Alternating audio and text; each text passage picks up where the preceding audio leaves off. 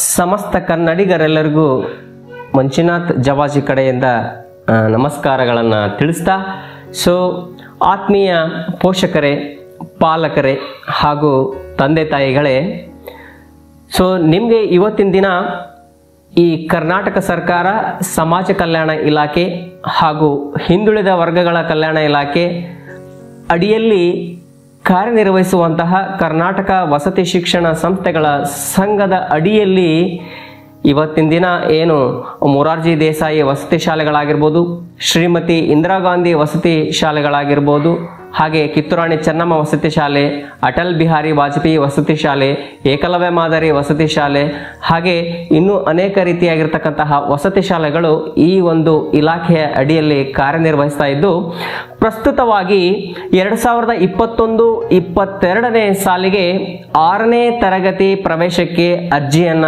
ಆಹ್ವಾನ ಮಾಡಲಾಗಿದೆ.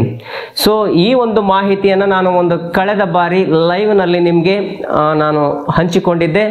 28 ಜುಲೈ 2021ರಿಂದ ಅರ್ಜಿ ಸಲ್ಲಿಕೆ ಕಾರ್ಯ ಆರಂಭವಾಗಿದೆ. ಈ ಅರ್ಜಿ ಸಲ್ಲಿಕೆ ಕಾರ್ಯ ಆರಂಭವಾಗಿದೆ ಅಷ್ಟೇ, ಆದರೆ ಕೆಲವೊಂದು ಆತ್ಮೀಯ ಪೋಷಕರಲ್ಲಿ ಕೆಲವೊಂದು ಪ್ರಶ್ನೆಗಳು ಮೂಡ್ತವೆ. ಆ ಪ್ರಶ್ನೆಗಳು ಏನೇನು ಅಂತ ನೋಡೋದಾದ್ರೆ, ಯಾವ ತರಗತಿಯಲ್ಲಿ ಓದ್ತಾ ಇರ್ತಕ್ಕಂತಹ ಮಗುವಿಗೆ ಈ ಒಂದು ಪ್ರವೇಶಾತಿ ಪರೀಕ್ಷೆ ನಡೀತಾ ಇರ್ತಕ್ಕಂಥದ್ದು.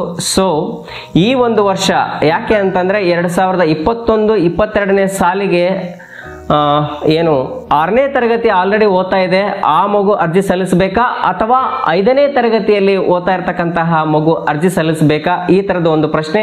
ಹಾಗೆ ಈ ಬೇರೆ ಬೇರೆ ಜಿಲ್ಲೆಗಳಲ್ಲಿ ಮತ್ತೆ ತನ್ನ ನೇಟಿವ್ ಜಿಲ್ಲೆಯಿಂದ ಹೋಗ್ಬಿಟ್ಟು ವಲಸೆ ಹೋಗಿ ಬೇರೆ ಜಿಲ್ಲೆಯಲ್ಲಿ ಕೆಲಸವನ್ನ ಮಾಡ್ತಕ್ಕಂತಹ ಪೋಷಕರು ಕೂಡ ನಾವು ಯಾವ ಜಿಲ್ಲೆಯಲ್ಲಿ ಯಾವ ವಸತಿ ಶಾಲೆಯಲ್ಲಿ ಅರ್ಜಿಯನ್ನ ಸಲ್ಲಿಸಬೇಕು, ಹಾಗೆ ವಾರ್ಷಿಕ ವರಮಾನ ಯಾವ ಒಂದು ಕೆಟಗರಿಗೆ ಎಷ್ಟಿರಬೇಕು, ಮತ್ತೆ ಹಾಗೆ ಅರ್ಜಿಯನ್ನ ನಾವು ಎಲ್ಲಿ ಸಲ್ಲಿಸಬೇಕು, ಮತ್ತೆ ಮಾಹಿತಿಯನ್ನ ಹೇಗೆ ಪಡಿಬೇಕು ಅಂತಕ್ಕಂತಹ ಇನ್ನೂ ಮುಂತಾದ ಪ್ರಶ್ನೆಗಳು ಇದ್ದಾವೆ. ತುಂಬಾ ಪೋಷಕರು ತುಂಬಾ ಗೊಂದಲದಲ್ಲಿ ಇದಿರಿ ಅಂತಕ್ಕಂತ ಹೇಳಿ ಕಂಡು ಬಂತು. ಹಾಗಾಗಿ ಈ ಒಂದು ವಿಡಿಯೋದಲ್ಲಿ ನಾನು ನಿಮಗೆ ಸಂಪೂರ್ಣವಾಗಿರ್ತಕ್ಕಂತಹ ಏನು ಮಾಹಿತಿ ಪುಸ್ತಕವನ್ನ ಏನು ಬಿಡುಗಡೆಗೊಳಿಸಿದ್ದಾರೆ, ಈ 6ನೇ ತರಗತಿ ಪ್ರವೇಶ ಪರೀಕ್ಷೆಯ ಮಾಹಿತಿ ಪುಸ್ತಕದ ಪ್ರತಿಯೊಂದು ಪಾಯಿಂಟ್ಗಳನ್ನ ನಿಮ್ಮೊಂದಿಗೆ ನಾನು ಶೇರ್ ಮಾಡ್ತಾ ಹೋಗ್ತಾ ಇದ್ದೀನಿ. ಅದಕ್ಕಿಂತ ಮುಂಚೆ ನೀವು ನೋಡ್ತಾ ಇದ್ದೀರಿ MJ smart academy YouTube channel ಇನ್ ಕನ್ನಡ. ಬರೀ ಈ ನನ್ನ ಚಾನಲ್ ನಲ್ಲಿ ಶಾಲೆಗಳಲ್ಲಿ ಯಾವ ರೀತಿ ಪ್ರವೇಶ ಪ್ರಕ್ರಿಯೆ ನಡೆಯುತ್ತೆ ಅಂತಕ್ಕಂಥದ್ದು ಸುಮಾರಷ್ಟು ವಿಡಿಯೋಗಳನ್ನು ಕೂಡ ನಾನು ಮಾಡಿದ್ದೆ ಕಳೆದ ಬಾರಿ. ನೀವೆಲ್ಲ ಕೂಡ ಸಪೋರ್ಟ್ ಮಾಡಿದ್ರಿ. ಹಾಗೆ ಯಾರಾದ್ರೂ ಫಸ್ಟ್ ಟೈಮ್ ಏನಾದ್ರೂ ನನ್ನ ಚಾನಲ್ ಅನ್ನು ನೋಡ್ತಾ ಇದ್ರೆ ದಯಮಾಡಿ ಸಬ್ಸ್ಕ್ರೈಬ್ ಮಾಡಿಕೊಂಡು ಚಾನಲ್ಗೆ ನೀವು ಎಂಟ್ರಿ ಆಗಿ. ಯಾಕೆ ಅಂತಂದ್ರೆ ಫ್ರೀ ಆಗಿ ಸಬ್ಸ್ಕ್ರೈಬ್ ಮಾಡಿ, ಮತ್ತೆ ಪಕ್ಕದಲ್ಲಿ ಇರ್ತಕ್ಕಂತಹ ಬೆಲ್ ಐಕಾನ್ ಒತ್ತಿ ಆಲ್ ನೋಟಿಫಿಕೇಶನ್ ಕೊಡಿ. ಯಾಕೆ ಅಂತಂದ್ರೆ ನಾನು ಮಾಡ್ತಕ್ಕಂತಹ ಮುಂದಿನ ವಿಡಿಯೋಗಳಾಗಿರ್ಬೋದು, ಹಾಗೆ ನಾನು ನನ್ನ ಚಾನಲ್ ನಲ್ಲಿ ಏನು ಈ ಕೋವಿಡ್ ಪರಿಸ್ಥಿತಿಯಲ್ಲಿ ಮಕ್ಕಳಿಗೆ ಆನ್ಲೈನ್ ಶಿಕ್ಷಣವನ್ನು ಅದು ಉಚಿತವಾಗಿ ಕೊಡ್ತಕ್ಕಂತಹ ಕಾರ್ಯವನ್ನು ಕೂಡ ನಾನು ಕೈಗೊಂಡಿದ್ದು. ಈಗ ಆಲ್ರೆಡಿ ಜುಲೈ 1st ವೀಕ್ ಇಂದ SSLC ವಿದ್ಯಾರ್ಥಿಗಳಿಗೆ ಇಂಗ್ಲಿಷ್ ಭಾಷೆಯಲ್ಲಿ ಸೆಕೆಂಡ್ ಲ್ಯಾಂಗ್ವೇಜ್ ಇಂಗ್ಲಿಷ್ ಭಾಷೆಯ ಒಂದಿಷ್ಟು ಪಾಠಗಳನ್ನು ಕೂಡ ನಾನು ತೆಗೆದುಕೊಂಡಿದ್ದೇನೆ. ಅದು ಲೈವ್ ಕ್ಲಾಸಸ್, ಹಾಗೆ ಮತ್ತೆ ಇಂಗ್ಲಿಷ್ ಗ್ರಾಮರ್ಗೆ ಸಂಬಂಧಪಟ್ಟಂತಹ ಒಂದಿಷ್ಟು ಲೈವ್ ಕ್ಲಾಸಸ್ಗಳನ್ನು ಕೂಡ ತೆಗೆದುಕೊಂಡಿದ್ದೇನೆ. ಹಾಗೆ ಈ ಲಾಸ್ಟ್ ವೀಕಿಂದ ನನ್ನ ಚಾನಲ್ನಲ್ಲಿ ಬೇಸಿಕ್ ಮ್ಯಾಥಮೆಟಿಕ್ಸ್ ಮತ್ತು SSLC ವಿದ್ಯಾರ್ಥಿಗಳಿಗೆ ಗಣಿತ ವಿಷಯವನ್ನು ಕೂಡ ಬೋಧನಾ ಕಾರ್ಯ ಯಶಸ್ವಿಯಾಗಿ ನಡೀತಾ ಇದೆ. ಇದಕ್ಕೆಲ್ಲ ಕಾರಣ ನಿಮ್ಮ ಸಪೋರ್ಟ್, ನಿಮ್ಮ ಹಾರೈಕೆ. ಬನ್ನಿ, ಈ ಮಾಹಿತಿ ಪುಸ್ತಕದಲ್ಲಿ ಏನಿದೆ, ಯಾವ್ಯಾವ ನಿಮ್ಮ ಪ್ರಶ್ನೆಗಳು, ನಿಮ್ಮ ತಲೆಯಲ್ಲಿ ಯಾವ್ಯಾವ ಪ್ರಶ್ನೆಗಳು ಮೂಡ್ತಾವೋ ಆ ಎಲ್ಲ ಪ್ರಶ್ನೆಗಳಿಗೂ ಕೂಡ ಏನಂತಂದ್ರೆ ಜಸ್ಟ್ ನಿಮ್ಮ ಸಮಯವನ್ನ ಈ ವಿಡಿಯೋಗೆ ಮೀಸಲಿಡಿ, ಸ್ಕಿಪ್ ಮಾಡದಲೇ ವಿಡಿಯೋ ನೋಡಿ. ಯಾಕೆಂತಂದ್ರೆ ಮಾಹಿತಿಯನ್ನು ನೀವು ಮಿಸ್ ಮಾಡ್ಕೋಬಹುದು. ನಿಮ್ಮ ಮಗು ಅವಕಾಶದಿಂದ ವಂಚಿತ ಆಗಬಾರ್ದು ಅನ್ನೋ ಉದ್ದೇಶದಿಂದ ನಾನು ಈ ವಿಡಿಯೋವನ್ನ ಮಾಡ್ತಿರ್ತಕ್ಕಂಥದ್ದು. ಹಾಗೆ ಈ ವಿಡಿಯೋ ನಿಮ್ಗೆ ಇಷ್ಟ ಆದ್ರೆ ಲೈಕ್ ಮಾಡೋದು ಮರಿಬೇಡಿ. ಹಾಗೆ ಇನ್ನುಳಿದವ್ರಿಗೂ ಕೂಡ ಶೇರ್ ಮಾಡಿ, ಅವ್ರಿಗೂ ಒಂದಿಷ್ಟು ಸಹಾಯ ಆಗ್ಲಿ ಅಂತಕ್ಕಂಥದ್ದೇ ನನ್ನ ಮನೋಭಾವನೆ. ಬನ್ನಿ, ಈಗ ಈ ಮಾಹಿತಿ ಪುಸ್ತಕದಲ್ಲಿ ಏನೇನಿದೆ ಅಂತಂದೇಳಿ ಸ್ವಲ್ಪ ವಿಸ್ತಾರವಾಗಿ ಹೋಗೋಣ. ನಿಮ್ಮ ಸಮಯವನ್ನ ಮೀಸಲಿಡಿ ಅಂತ ಹೇಳ್ತಾ ಬನ್ನಿ ನೋಡೋಣ ಏನೇ ಇದೆ ಅಂತಕ್ಕಂಥದ್ದನ್ನ. ಎಸ್,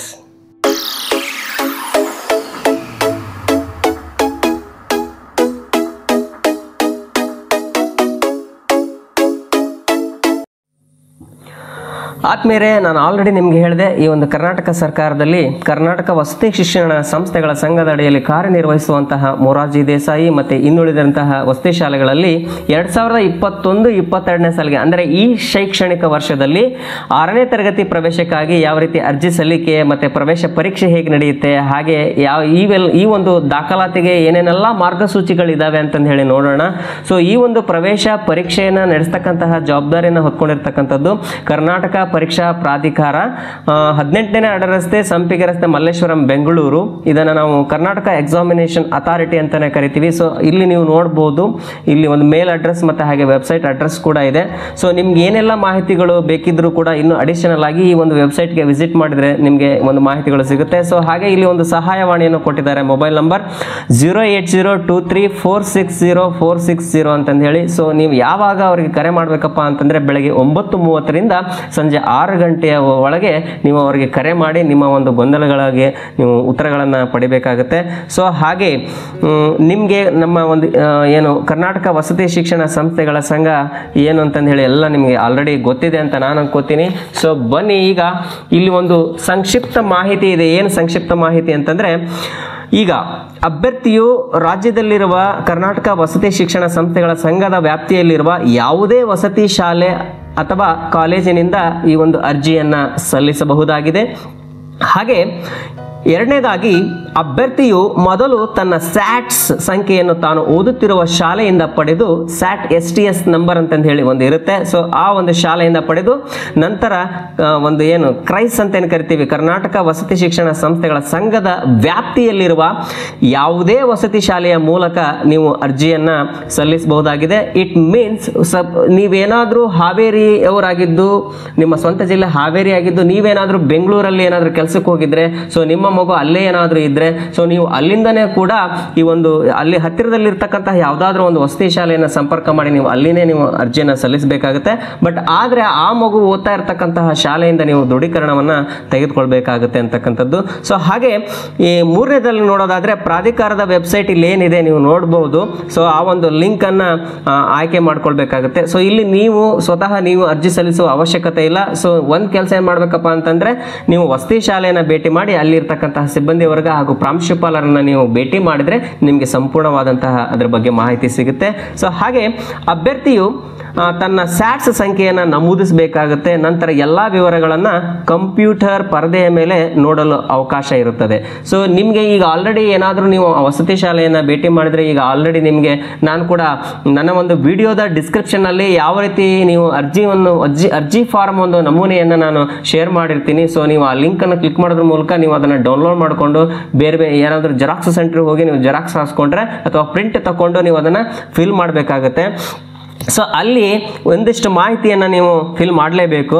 ಸೊ ಅಲ್ಲಿ ಅಭ್ಯರ್ಥಿಯ ಹೆಸರು, ತಂದೆ ಹೆಸರು, ತಾಯಿಯ ಹೆಸರು, ಮತ್ತು ಜಾತಿ, ಮೀಸಲಾತಿ, ಮತ್ತು ಯಾವ ಒಂದು ಕ್ಯಾಟಗರಿಗೆ ಬರುತ್ತೆ ಅಂತಕ್ಕಂಥದ್ದು, ಹಾಗೆ ಒಂದು ಡೇಟ್ ಆಫ್ ಬರ್ತ್, ಜನ್ಮ ದಿನಾಂಕ ಆಗಿರ್ಬೋದು, ಮತ್ತು ಜೆಂಡರ್ ಅಂದರೆ ಹೆಣ್ಣು ಅಥವಾ ಗಂಡು ಅನ್ನುವಂಥದ್ದು ಇತ್ಯಾದಿಗಳನ್ನು ನೀವು ನೋಡ್ಬೋದಾಗಿದೆ. ಸೊ ಇವುಗಳಲ್ಲಿ ಏನಾದರೂ ವ್ಯತ್ಯಾಸವಿದ್ದಲ್ಲಿ ತಾನು ಓದುತ್ತಿರುವ ಶಾಲೆಯಿಂದ ತಿದ್ದುಪಡಿ ಮಾಡಿಕೊಂಡು ನಂತರ ಅರ್ಜಿ ಸಲ್ಲಿಸಲು ಸೂಚನೆಯನ್ನು ಕೂಡ ಇಲ್ಲಿ ನೀಡಲಾಗಿದೆ. ಸೊ ಹಾಗೆ ನೀವು ಇನ್ನೊಂದು ವೆರಿ ಇಂಪಾರ್ಟೆಂಟ್ ಏನಪ್ಪಾ ಅಂತಂದ್ರೆ, ಮೊಬೈಲ್ ಸಂಖ್ಯೆಯನ್ನು ಕಡ್ಡಾಯವಾಗಿ ನಮೂದಿಸತಕ್ಕದ್ದು.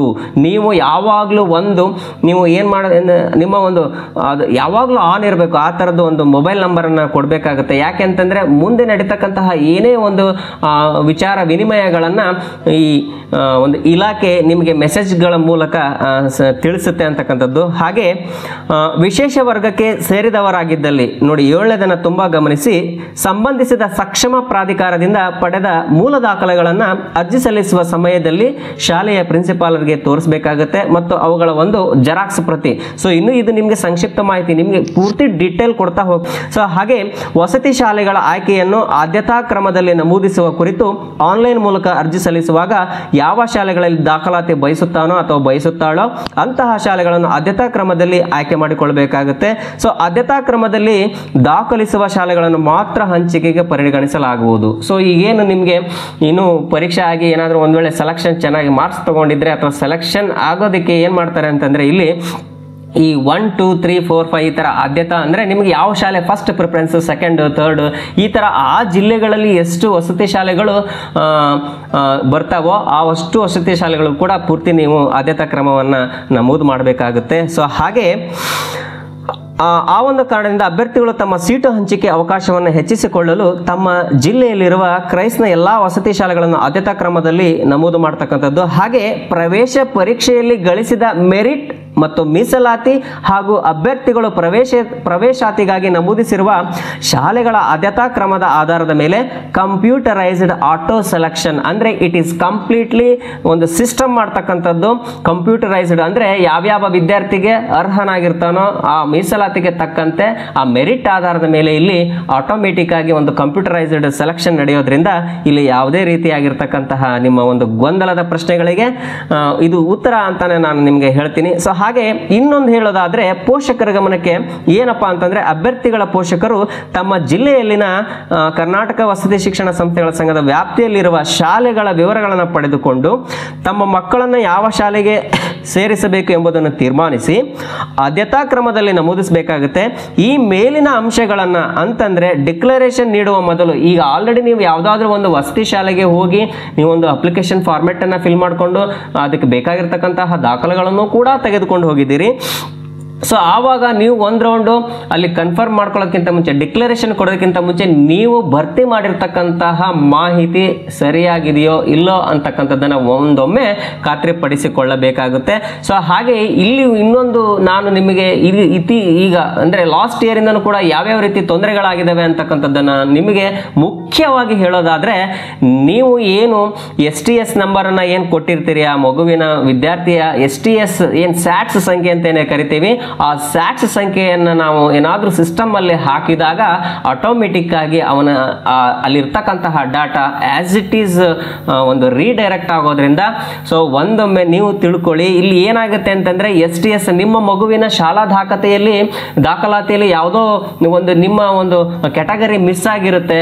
ಸೊ ನಿಮ್ಮ ಒಂದು ಏನು ಜಾತಿ ಮತ್ತು ಆದಾಯ ಪ್ರಮಾಣ ಪತ್ರದಲ್ಲಿ ಒಂದು ಕ್ಯಾಸ್ಟ್ ಇರುತ್ತೆ ಮತ್ತೆ STS ಅಲ್ಲಿ ಆ ಆಧಾರದಲ್ಲಿ ಅಲ್ಲಿರ್ತಕ್ಕಂತಹ ಡಾಟಾ ಮಾಹಿತಿ ಬೇರೆ ಕ್ಯಾಸ್ಟ್ ಆಗಿದ್ರೆ ಸೊ ಅಲ್ಲಿ ಕೂಡ ನಿಮಗೆ ಇಲ್ಲಿ ಅರ್ಜಿ ಸಲ್ಲಿಸಲಿಕ್ಕೆ ತುಂಬಾ ತೊಂದರೆ ಆಗುತ್ತೆ. ಸೊ ಹಾಗಾಗಿ ನಾನು ನಿಮಗೆ ಹೇಳ್ತಾ ಇರೋದು ಏನಪ್ಪಾ ಅಂತಂದ್ರೆ ನೀವು ಒಂದೊಮ್ಮೆ ನಿಮ್ಮ ಮಗು ಓದ್ತಾ ಇರ್ತಕ್ಕಂತಹ ಶಾಲೆಯ ಮುಖ್ಯೋಪಾಧ್ಯಾಯರ ಬಳಿ ತೆರಳಿ STS ನಲ್ಲಿ ಇರ್ತಕ್ಕಂತಹ ಮಾಹಿತಿ ಅಂದ್ರೆ ನಿಮ್ಮ ಒಂದು ಜಾತಿ ಯಾವುದು, ಸೊ ಅಲ್ಲಿ STS ಅಲ್ಲಿ ಜಾತಿ ಸರಿಯಾಗಿದೆಯೋ ಇಲ್ಲೋ ಅಂತಕ್ಕಂಥದ್ದನ್ನ ಕನ್ಫರ್ಮ್ ಮಾಡಿಕೊಂಡು ನೀವು ತದನಂತರದಲ್ಲಿ ನೀವು ಅರ್ಜಿಯನ್ನು ಸಲ್ಲಿಸಲಿಕ್ಕೆ ವಸತಿ ಶಾಲೆಗೆ ಭೇಟಿ ಕೊಡೋದು ಒಂದು ಒಳ್ಳೆ ಕೆಲಸ ಅಂತ ನಾನು ಹೇಳ್ತಾ ಇದ್ದೀನಿ.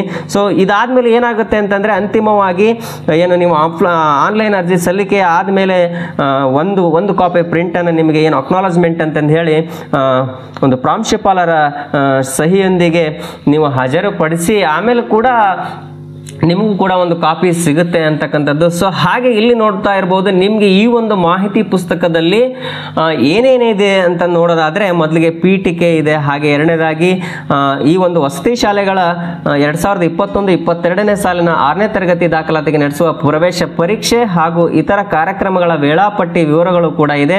ಸೊ ಹಾಗೆ ಮತ್ತೆ ಪ್ರವೇಶ ಸಂಖ್ಯೆ ಬಗ್ಗೆ ಮತ್ತೆ ವರ್ಗವಾರು ಸ್ಥಾನ ಹಂಚಿಕೆ ಹೇಗಿರುತ್ತೆ ಇಲ್ಲಿ, ಹಾಗೆ ವಿಶೇಷ ವರ್ಗಗಳಿಗೆ ಯಾವ ರೀತಿ ಸ್ಥಾನಗಳನ್ನು ಹಂಚಿಕೆ ಮಾಡಲಾಗುತ್ತೆ, ಹಾಗೆ ವಿಶೇಷ ವರ್ಗ ಅಂದ್ರೆ ಏನು, ಹಾಗೆ ಮತ್ತು ಜಾತಿ ಮತ್ತು ಆದಾಯ ಪ್ರಮಾಣ ಪತ್ರ ಯಾವ ಫಾರ್ಮೆಟ್ ಅಲ್ಲಿ ಇರಬೇಕು, ಯಾವ ಕೆಟಗರಿಗೆ ಎಷ್ಟು ನಿಗದಿಪಡಿಸಿರ್ತಕ್ಕಂತಹ ವರಮಾನ ಇದೆ ಅಂತಕ್ಕಂಥದ್ದು, ಹಾಗೆ ಅಭ್ಯರ್ಥಿ ಅರ್ಜಿ ಸಲ್ಲಿಸಲು ಇರಬೇಕಾದ ಅರ್ಹತೆಗಳು ಏನೇನು ಅಂತಕ್ಕಂಥದ್ದು, ಹಾಗೆ ಪ್ರವೇಶ ಪರೀಕ್ಷೆಗೆ ವಸತಿ ಶಾಲೆಗಳ ಮೂಲಕ ಆನ್ಲೈನ್ ಮುಖಾಂತರ ಅರ್ಜಿ ಸಲ್ಲಿಸುವ ಹಾಗೂ ಸ್ವಂತ ಜಿಲ್ಲೆಯಲ್ಲಿರುವ ವಸತಿ ಶಾಲೆಗಳ ಆಯ್ಕೆಗೆ ಆದ್ಯತೆ ದಾಖಲಿಸತಕ್ಕಂತಹ ವಿಧಾನ ಯಾವ ರೀತಿ ಇರುತ್ತೆ, ಸೊ ಹಾಗೆ ಪ್ರವೇಶ ಪರೀಕ್ಷೆ ವಿಧಾನ ಯಾವ ರೀತಿ ಇರುತ್ತೆ, ಮತ್ತೆ ಲಿಖಿತ ಪರೀಕ್ಷೆಗೆ ಸಂಬಂಧಿಸಿರ್ತಕ್ಕಂತಹ ಹೆಚ್ಚಿನ ಮಾಹಿತಿ ಕೂಡ ಇದೆ ಇದರಲ್ಲಿ. ಸೊ ಹಾಗೆ ಸಮಾನ ಅಂಕಗಳು ಬಂದಾಗ ಮೆರಿಟ್ ಅನ್ನು ಯಾವ ರೀತಿ ನಿರ್ಣಯ ಮಾಡ್ತಾರೆ ಅಂತಕ್ಕಂಥದ್ದು, ಮತ್ತೆ ಪ್ರವೇಶ ಪರೀಕ್ಷೆ ಆದ ನಂತರ ಫಲಿತಾಂಶ ಪ್ರಕಟಣೆ ಯಾವ ರೀತಿ ಇರುತ್ತೆ, ಮತ್ತೆ ಹಾಗೆ ಸೀಟು ಹಂಚಿಕೆ ಮತ್ತು ದಾಖಲಾತಿ ಅಂದ್ರೆ ಕೌನ್ಸಿಲಿಂಗ್ ಅಂತ ಏನು ಕರಿತೀವಿ ಆ ಒಂದು ವಿಧಾನ ಹೇಗಿರುತ್ತೆ, ಸೊ ಹಾಗೆ ಈ ಲಿಂಗ ಮತ್ತು ಜಾತಿವಾರು ಖಾಲಿ ಉಳಿದ ಸ್ಥಾನಗಳನ್ನು ಯಾವ ರೀತಿ ಭರ್ತಿ ಮಾಡಲಾಗುತ್ತೆ ಅಂತಕ್ಕಂಥ ಒಂದು ಸವಿವರವಾದಂತಹ ಮಾಹಿತಿ. ಸೊ ನಿಮ್ಗೆ ತುಂಬಾನೇ ಇದು ಏನಪ್ಪ ಇಷ್ಟೊಂದಿದೆ ಅಂತಲ್ಲ, ಆಗಲ್ಲ. ಯಾಕೆ ಅಂತಂದ್ರೆ ಕೆಲವು ನಮ್ಮ ಒಂದು ವಸತಿ ಶಾಲೆಗೆ ಬಂದಾಗ ಕೆಲವು ಪೋಷಕರು ಯಾವ ರೀತಿ ತೊಂದರೆಗೆ ಈಡಾಗ್ತಾರೆ ಅಂತಕ್ಕಂಥದ್ದು ನಾನು ನೋಡಿರ್ತಕ್ಕಂಥದ್ದು. ಸೊ ಹಾಗೆ ನೀವು ಕೂಡ ಅಷ್ಟೇ. ಸೊ ನಾನು ಇನ್ನೂ ಕೂಡ ಎಲ್ಲ ಡೀಟೇಲನ್ನು ಪೂರ್ತಿಯಾಗಿರ್ತಕ್ಕಂತಹ ಡೀಟೇಲನ್ನು ಕೊಡ್ತೀನಿ ಅಂತಕ್ಕಂಥದ್ದನ್ನು ಹೇಳ್ತಾ ಯಾವುದೇ ರೀತಿ ಸ್ಕಿಪ್ ಮಾಡ್ದಲೇ ಒಂದು ವಿಡಿಯೋನ ನೋಡಿ. ಸೊ ಹಾಗೆ ನಿಮಗೆ ಈ ಒಂದು ವಿಡಿಯೋ ಇಷ್ಟ ಆದರೆ ಲೈಕ್ ಮಾಡೋದು ಮರಿಬೇಡಿ, ಹಾಗೆ ಸಬ್ಸ್ಕ್ರೈಬ್ ಮಾಡಿ, ಹಾಗೆ ಪಕ್ಕದಲ್ಲಿರ್ತಕ್ಕಂತಹ ಬೆಲ್ ಐಕಾನ್ ಒತ್ತಿ. ಬನ್ನಿ ಇನ್ನೂ ಏನೇನು ಮಾಹಿತಿ ಇದೆ ಅಂತಕ್ಕಂಥದ್ದನ್ನು ನೋಡೋಣ. ನೀವು ಇಲ್ಲಿ ನೋಡ್ಬೋದು, ಈ ಒಂದು ಪ್ರವೇಶಾತಿ ಪರೀಕ್ಷೆಗೆ ಯಾವ ಒಂದು ಆದೇಶ ಅಂತಂದು ಹೇಳಿ ಸರ್ಕಾರದ ಆದೇಶ ಸಂಖ್ಯೆ ಸಮಾಜ ಕಲ್ಯಾಣ ಇಲಾಖೆ 94 ಮೊರಾರ್ಜಿ ದೇಸಾಯಿ ವಸತಿ ಶಾಲೆ 2020 ಬೆಂಗಳೂರು ದಿನಾಂಕ ಏನು 19/6/2021 ಒಂದು ಅಧಿಕೃತವಾಗಿ ವೆಬ್ಸೈಟ್ನಲ್ಲಿ ಪ್ರಕಟಣೆ ಮಾಡಲಾಗಿದೆ. ಹಾಗೆ ಆನ್ಲೈನ್ ಮೂಲಕ ಅರ್ಜಿ ಸಲ್ಲಿಸಿದ ನಂತರ ಕಡ್ಡಾಯವಾಗಿ ಡಿಕ್ಲರೇಷನ್ ಅನ್ನು ಆಯ್ಕೆ ಮಾಡಿದರೆ ಮಾತ್ರ ಅರ್ಜಿ ಸಲ್ಲಿಕೆ ಪೂರ್ಣ ಆಗುತ್ತೆ ಅಂತಕ್ಕಂಥದ್ದು. ಸೊ ಮತ್ತೆ ಎರಡನೇ ನೋಡೋದಾದ್ರೆ, ಆನ್ಲೈನ್ ಮೂಲಕ ಅರ್ಜಿ ಸಲ್ಲಿಸುವ ಸಂದರ್ಭದಲ್ಲಿ ಅಭ್ಯರ್ಥಿಯು ದಾಖಲಾತಿಗೆ ಬಯಸುವ ವಸತಿ ಶಾಲೆಗಳ ವಿವರಗಳನ್ನು, ಅಂದರೆ ಇಚ್ಛೆ ಅಥವಾ ಏನು ಆಪ್ಷನ್ ಅಂತ ಏನು ಕರಿತೀವಲ್ಲ, ಆ ಆಪ್ಷನ್ಗಳನ್ನು ಕಡ್ಡಾಯವಾಗಿ ಆದ್ಯತಾ ಕ್ರಮದಲ್ಲಿ 1, 2, 3, 4 ಒಂದು ಜಿಲ್ಲೆಯಲ್ಲಿ ಏನಾದರೂ 50 ಶಾಲೆ ಇದ್ರೂ ಕೂಡ 50 ಶಾಲೆಗಳನ್ನು ನೀವು ಬಳಸ್ಕೋಬೇಕಾಗುತ್ತೆ. ಸೊ ಅಲ್ಲಿವರೆಗೂ ಒಂದು ವೇಳೆ ಅಭ್ಯರ್ಥಿಯು ಆದ್ಯತಾ ಕ್ರಮದಲ್ಲಿ ಶಾಲೆಗಳ ವಿವರಗಳನ್ನು ನೀಡದಿದ್ದಲ್ಲಿ ಅಂತಹ ಅಭ್ಯರ್ಥಿಗಳನ್ನ ಸೀಟು ಹಂಚಿಕೆಗೆ ಪರಿಗಣಿಸಲಾಗುವುದಿಲ್ಲ. ಸೊ ಹಾಗಾಗಿ ನೀವು ಕಂಪಲ್ಸರಿ ಆದ್ಯತಾ ಕ್ರಮವನ್ನು ಎಂಟ್ರಿ ಮಾಡಲೇಬೇಕಾಗುತ್ತೆ ಅಂತಕ್ಕಂಥದ್ದು. ಸೊ ಇಲ್ಲಿ ನಿಮಗೆ ಈ ಒಂದು ವಸತಿ ಶಾಲೆಗಳು ಏನು ಮತ್ತೆ ಇಲ್ಲಿ ಯಾಕೆ ಯಾವ್ಯಾವ ವಿದ್ಯಾರ್ಥಿಗಳಿಗೆಲ್ಲ ಅನುಕೂಲ ಆಗಿದೆ ಅಂತಕ್ಕಂಥದ್ದನ್ನು ನಿಮ್ಗೆ ಈಗ ಆಲ್ರೆಡಿ ಗೊತ್ತಿದೆ. ಯಾಕೆಂತಂದ್ರೆ ಸಮಯ ಇನ್ನು ತುಂಬಾ ಆಗೋದ್ರಿಂದ ಬನ್ನಿ ಈಗ ಮೇನ್ ಆಗಿರ್ತಕ್ಕಂಥದ್ದು, ಈ ಒಂದು ವಸತಿ ಶಾಲೆಗಳ 2021-22 ಶೈಕ್ಷಣಿಕ ಸಾಲಿಗೆ 6ನೇ ತರಗತಿ ದಾಖಲಾತಿಗೆ ನಡೆಸುವ ಪ್ರವೇಶ ಪರೀಕ್ಷೆ ಮತ್ತು ಇತರ ಕಾರ್ಯಕ್ರಮಗಳ ಒಂದು ವೇಳಾಪಟ್ಟಿ ಇಲ್ಲಿದೆ. ಸೊ ಈ ಒಂದು ಅಧಿಸೂಚನೆಯನ್ನು ಹೊರಡಿಸಿದ್ದು 23/7/2021 ಹಾಗೆ ಈ ಒಂದು ಮಾಹಿತಿ ಪುಸ್ತಕನ ಹಂಚಿಕೊಂಡಿದ್ದು 27/7/2021 ಮತ್ತೆ ಆನ್ಲೈನ್ ಮುಖಾಂತರ ಹತ್ತಿರದ ವಸತಿ ಶಾಲೆಯಿಂದ ಅರ್ಜಿ ಸಲ್ಲಿಸುವುದು ಯಾವಾಗಪ್ಪ ಅಂತಂದ್ರೆ 28/7/2021 ಬೆಳಗ್ಗೆ 11ರಿಂದ ದಿನಾಂಕ 10/8/2021 ಸಂಜೆ 5:30 ಇರುತ್ತೆ. ಸೊ ಏನಾದರೂ ಇನ್ನೂ ಡೇಟ್ ಕೂಡ ಎಕ್ಸ್ಟೆನ್ಷನ್ ಆಗೋ ಚಾನ್ಸಸ್ ಇರುತ್ತೆ. ಬಟ್ ವಿತಿನ್ 10/8/2021 ನೀವು ಹೋಗಿ ಅರ್ಜಿಯನ್ನು ಸಲ್ಲಿಸ್ತಕ್ಕಂಥದ್ದು ವೆರಿ ಕ್ಲಿಯರ್ ಅಂತ ನಾನು ಹೇಳ್ತೀನಿ. ಸೊ ಹಾಗೆ ಈ ಅರ್ಹ ಅಭ್ಯರ್ಥಿಗಳು ಪ್ರವೇಶ ಪತ್ರವನ್ನು ಅರ್ಜಿ ಸಲ್ಲಿಸಿದ ವಸತಿ ಶಾಲೆಯಿಂದ ಏನು ಅಲ್ಲಿಂದ ನೀವು ಡೌನ್ಲೋಡ್ ಮಾಡಿಕೊಂಡು ದಿನಾಂಕ 4/9/2021 ಬೆಳಗ್ಗೆ 11ರಿಂದ 13/9/2021 ನಿಮಗೆ ಈ ಒಂದು ಹಾಲ್ ಟಿಕೆಟ್ ಅಂತ ಏನು ಕರಿತೀವಿ ಅದನ್ನು ಡೌನ್ಲೋಡ್ ಮಾಡ್ಕೊಳ್ಳೋದಕ್ಕೆ ಅವಕಾಶ ಇರುತ್ತೆ. ಸೊ ಇದೀಗ ಈ ಒಂದು ಅಧಿಸೂಚನೆಯಲ್ಲಿ ಪ್ರವೇಶ ಪರೀಕ್ಷೆಯನ್ನ ದಿನಾಂಕ 16/9/2021 ನಡೆಸಲಾಗುತ್ತದೆ ಅಂತಕ್ಕಂಥದ್ದನ್ನ ಇಲ್ಲಿ ಮಾಹಿತಿ ಶೇರ್ ಮಾಡಲಾಗಿದೆ. ಹಾಗೆ ಪ್ರವೇಶ ಪರೀಕ್ಷೆಯ ಫಲಿತಾಂಶ ಮತ್ತು ಮೊದಲನೇ ಸುತ್ತಿನ ಶಾಲೆಗಳ ಹಂಚಿಕೆ ಒಂದು ಎಕ್ಸಾಮ್ ಆದ್ಮೇಲೆ ಒಂದು ಡೇಟ್ ಅನ್ನ ಅನೌನ್ಸ್ ಮಾಡ್ತಾರೆ. ಸೊ ನೀವೇನಾದ್ರೂ ನನ್ನ ಒಂದು ಚಾನಲ್ಗೆ ಲಿಂಕ್ ನೀವೇನು ಕನೆಕ್ಟ್ ಆಗಿದ್ರೆ ನಿಮಗೂ ಕೂಡ ಒಂದು ಮಾಹಿತಿ ಸಿಗುತ್ತೆ ಅಂತಕ್ಕಂಥದ್ದು. ಸೊ ಬನ್ನಿ ಈಗ ಇಲ್ಲಿ ಎಷ್ಟು ವಸತಿ ಶಾಲೆಗಳಿದಾವೆ, ಏನು ನೀವು ಕಿತ್ತೂರಾಣಿ ಚೆನ್ನಮ್ಮ ಅಂತ ಅಥವಾ ಮೊರಾರ್ಜಿ ದೇಸಾಯಿ ವಸತಿ ಶಾಲೆ, ಡಾಕ್ಟರ್ BR ಅಂಬೇಡ್ಕರ್, ಇಂದಿರಾ ಗಾಂಧಿ, ಅಟಲ್ ಬಿಹಾರಿ ವಾಜಪೇಯಿ, ಏಕಲವ್ಯ, ಕವಿರನ್ನ, ಮಾಸ್ತಿ ವೆಂಕಟೇಶ ಅಯ್ಯಂಗಾರ್ ಇನ್ನೂ ಮೊದಲಾದ ಹೆಸರುಗಳಿಂದ ಈ ಒಂದು ವಸತಿ ಶಾಲೆಗಳನ್ನು ಕರೆಯಲಾಗುತ್ತೆ. ಸೊ ಇಲ್ಲಿ ನೀವು ನೋಡಬಹುದು ವಸತಿ ಶಾಲೆ ಅಂದ್ರೆ ಯಾವ ಮಾದರಿಯಲ್ಲಿದೆ ಮತ್ತೆ ಶಾಲೆಗಳ ಸಂಖ್ಯೆ ಯಾವುದು, 6ನೇ ತರಗತಿಗೆ ಪ್ರತಿ ಶಾಲೆಗೆ ಮಂಜೂರಾತಿ ಸಂಖ್ಯೆ ಎಷ್ಟಿರುತ್ತೆ, ಹಾಗೆ ಎಷ್ಟು ಸ್ಥಾನಗಳು ಲಭ್ಯ ಇರತಕ್ಕಂಥದ್ದು ಅಂತಕ್ಕಂಥದ್ದನ್ನ ಸೊ ನಿಮಗೆ ನಾನು ಒಂದು ಈ ಪೂರ್ತಿ ಮಾಹಿತಿ ಪುಸ್ತಕದ ಒಂದು ಏನು ಡಾಟಾನ ನಾನು ಒಂದು ಲಿಂಕ್ ಅಲ್ಲಿ ಹಾಕಿರ್ತೀನಿ. ಸೊ ನೀವು ಕೂಡ ಈ ಒಂದು ಡೌನ್ಲೋಡ್ ಮಾಡಿಕೊಂಡು ಕೂಡ ನೀವು ನಿಧಾನಕ್ಕೂ ಕೂಡ ನೀವು ರೆಫರ್ ಮಾಡಬಹುದಾಗಿದೆ. ಒಟ್ಟು ಇಲ್ಲಿ ನೋಡೋದಾದ್ರೆ 800 ವಸತಿ ಶಾಲೆಗಳು ಇರ್ತಕ್ಕಂಥದ್ದು. ಸೊ ಹಾಗೆ ಮತ್ತೆ ಪ್ರತಿ ಶಾಲೆಗೂ ಕೂಡ 50, ಒಂದೊಂದು ಶಾಲೆಗೆ 60, ಒಂದೊಂದು ಶಾಲೆಗೆ 80 ಈ ತರದ ಒಂದಿಷ್ಟು ಸೀಟ್ ಅಲಾಟ್ಮೆಂಟ್ ಇದೆ. ಸೊ ಒಟ್ಟು 40,540 ಸ್ಥಾನಗಳಿಗೆ ಈ ಒಂದು ಪ್ರವೇಶ ಪರೀಕ್ಷೆಯನ್ನ ನಡೆಸ್ತಕ್ಕಂಥದ್ದು. ಸೊ ಈಗ ನಾವು 4ನೇ ಪಾಯಿಂಟ್ ನೋಡೋದಾದ್ರೆ ವರ್ಗವಾರು ಸ್ಥಾನ ಹಂಚಿಕೆ, ಏನು ಕ್ಯಾಟಗರೀಸ್ ಅಂತ ಏನು ಕರಿತೀವಿ ಅಲ್ಲಿ ಯಾವ ರೀತಿ ಇರುತ್ತೆ, ಪರಿಶಿಷ್ಟ ಜಾತಿ, ಪರಿಶಿಷ್ಟ ಪಂಗಡ, ಹಿಂದುಳಿದ ವರ್ಗ SC ST ಮತ್ತೆ OBC ಹಾಗೂ ಜನರಲ್ ಕ್ಯಾಟಗರಿಗೆ ಯಾವ ಶಾಲೆಗಳು ಮತ್ತೆ ಅಲ್ಲಿ ಎಷ್ಟು ಸ್ಥಾನಗಳನ್ನ ಮೀಸಲಿಟ್ಟಿರ್ತಾರೆ ಅಂತಕ್ಕಂತಹ ಒಂದು ಮಾಹಿತಿ.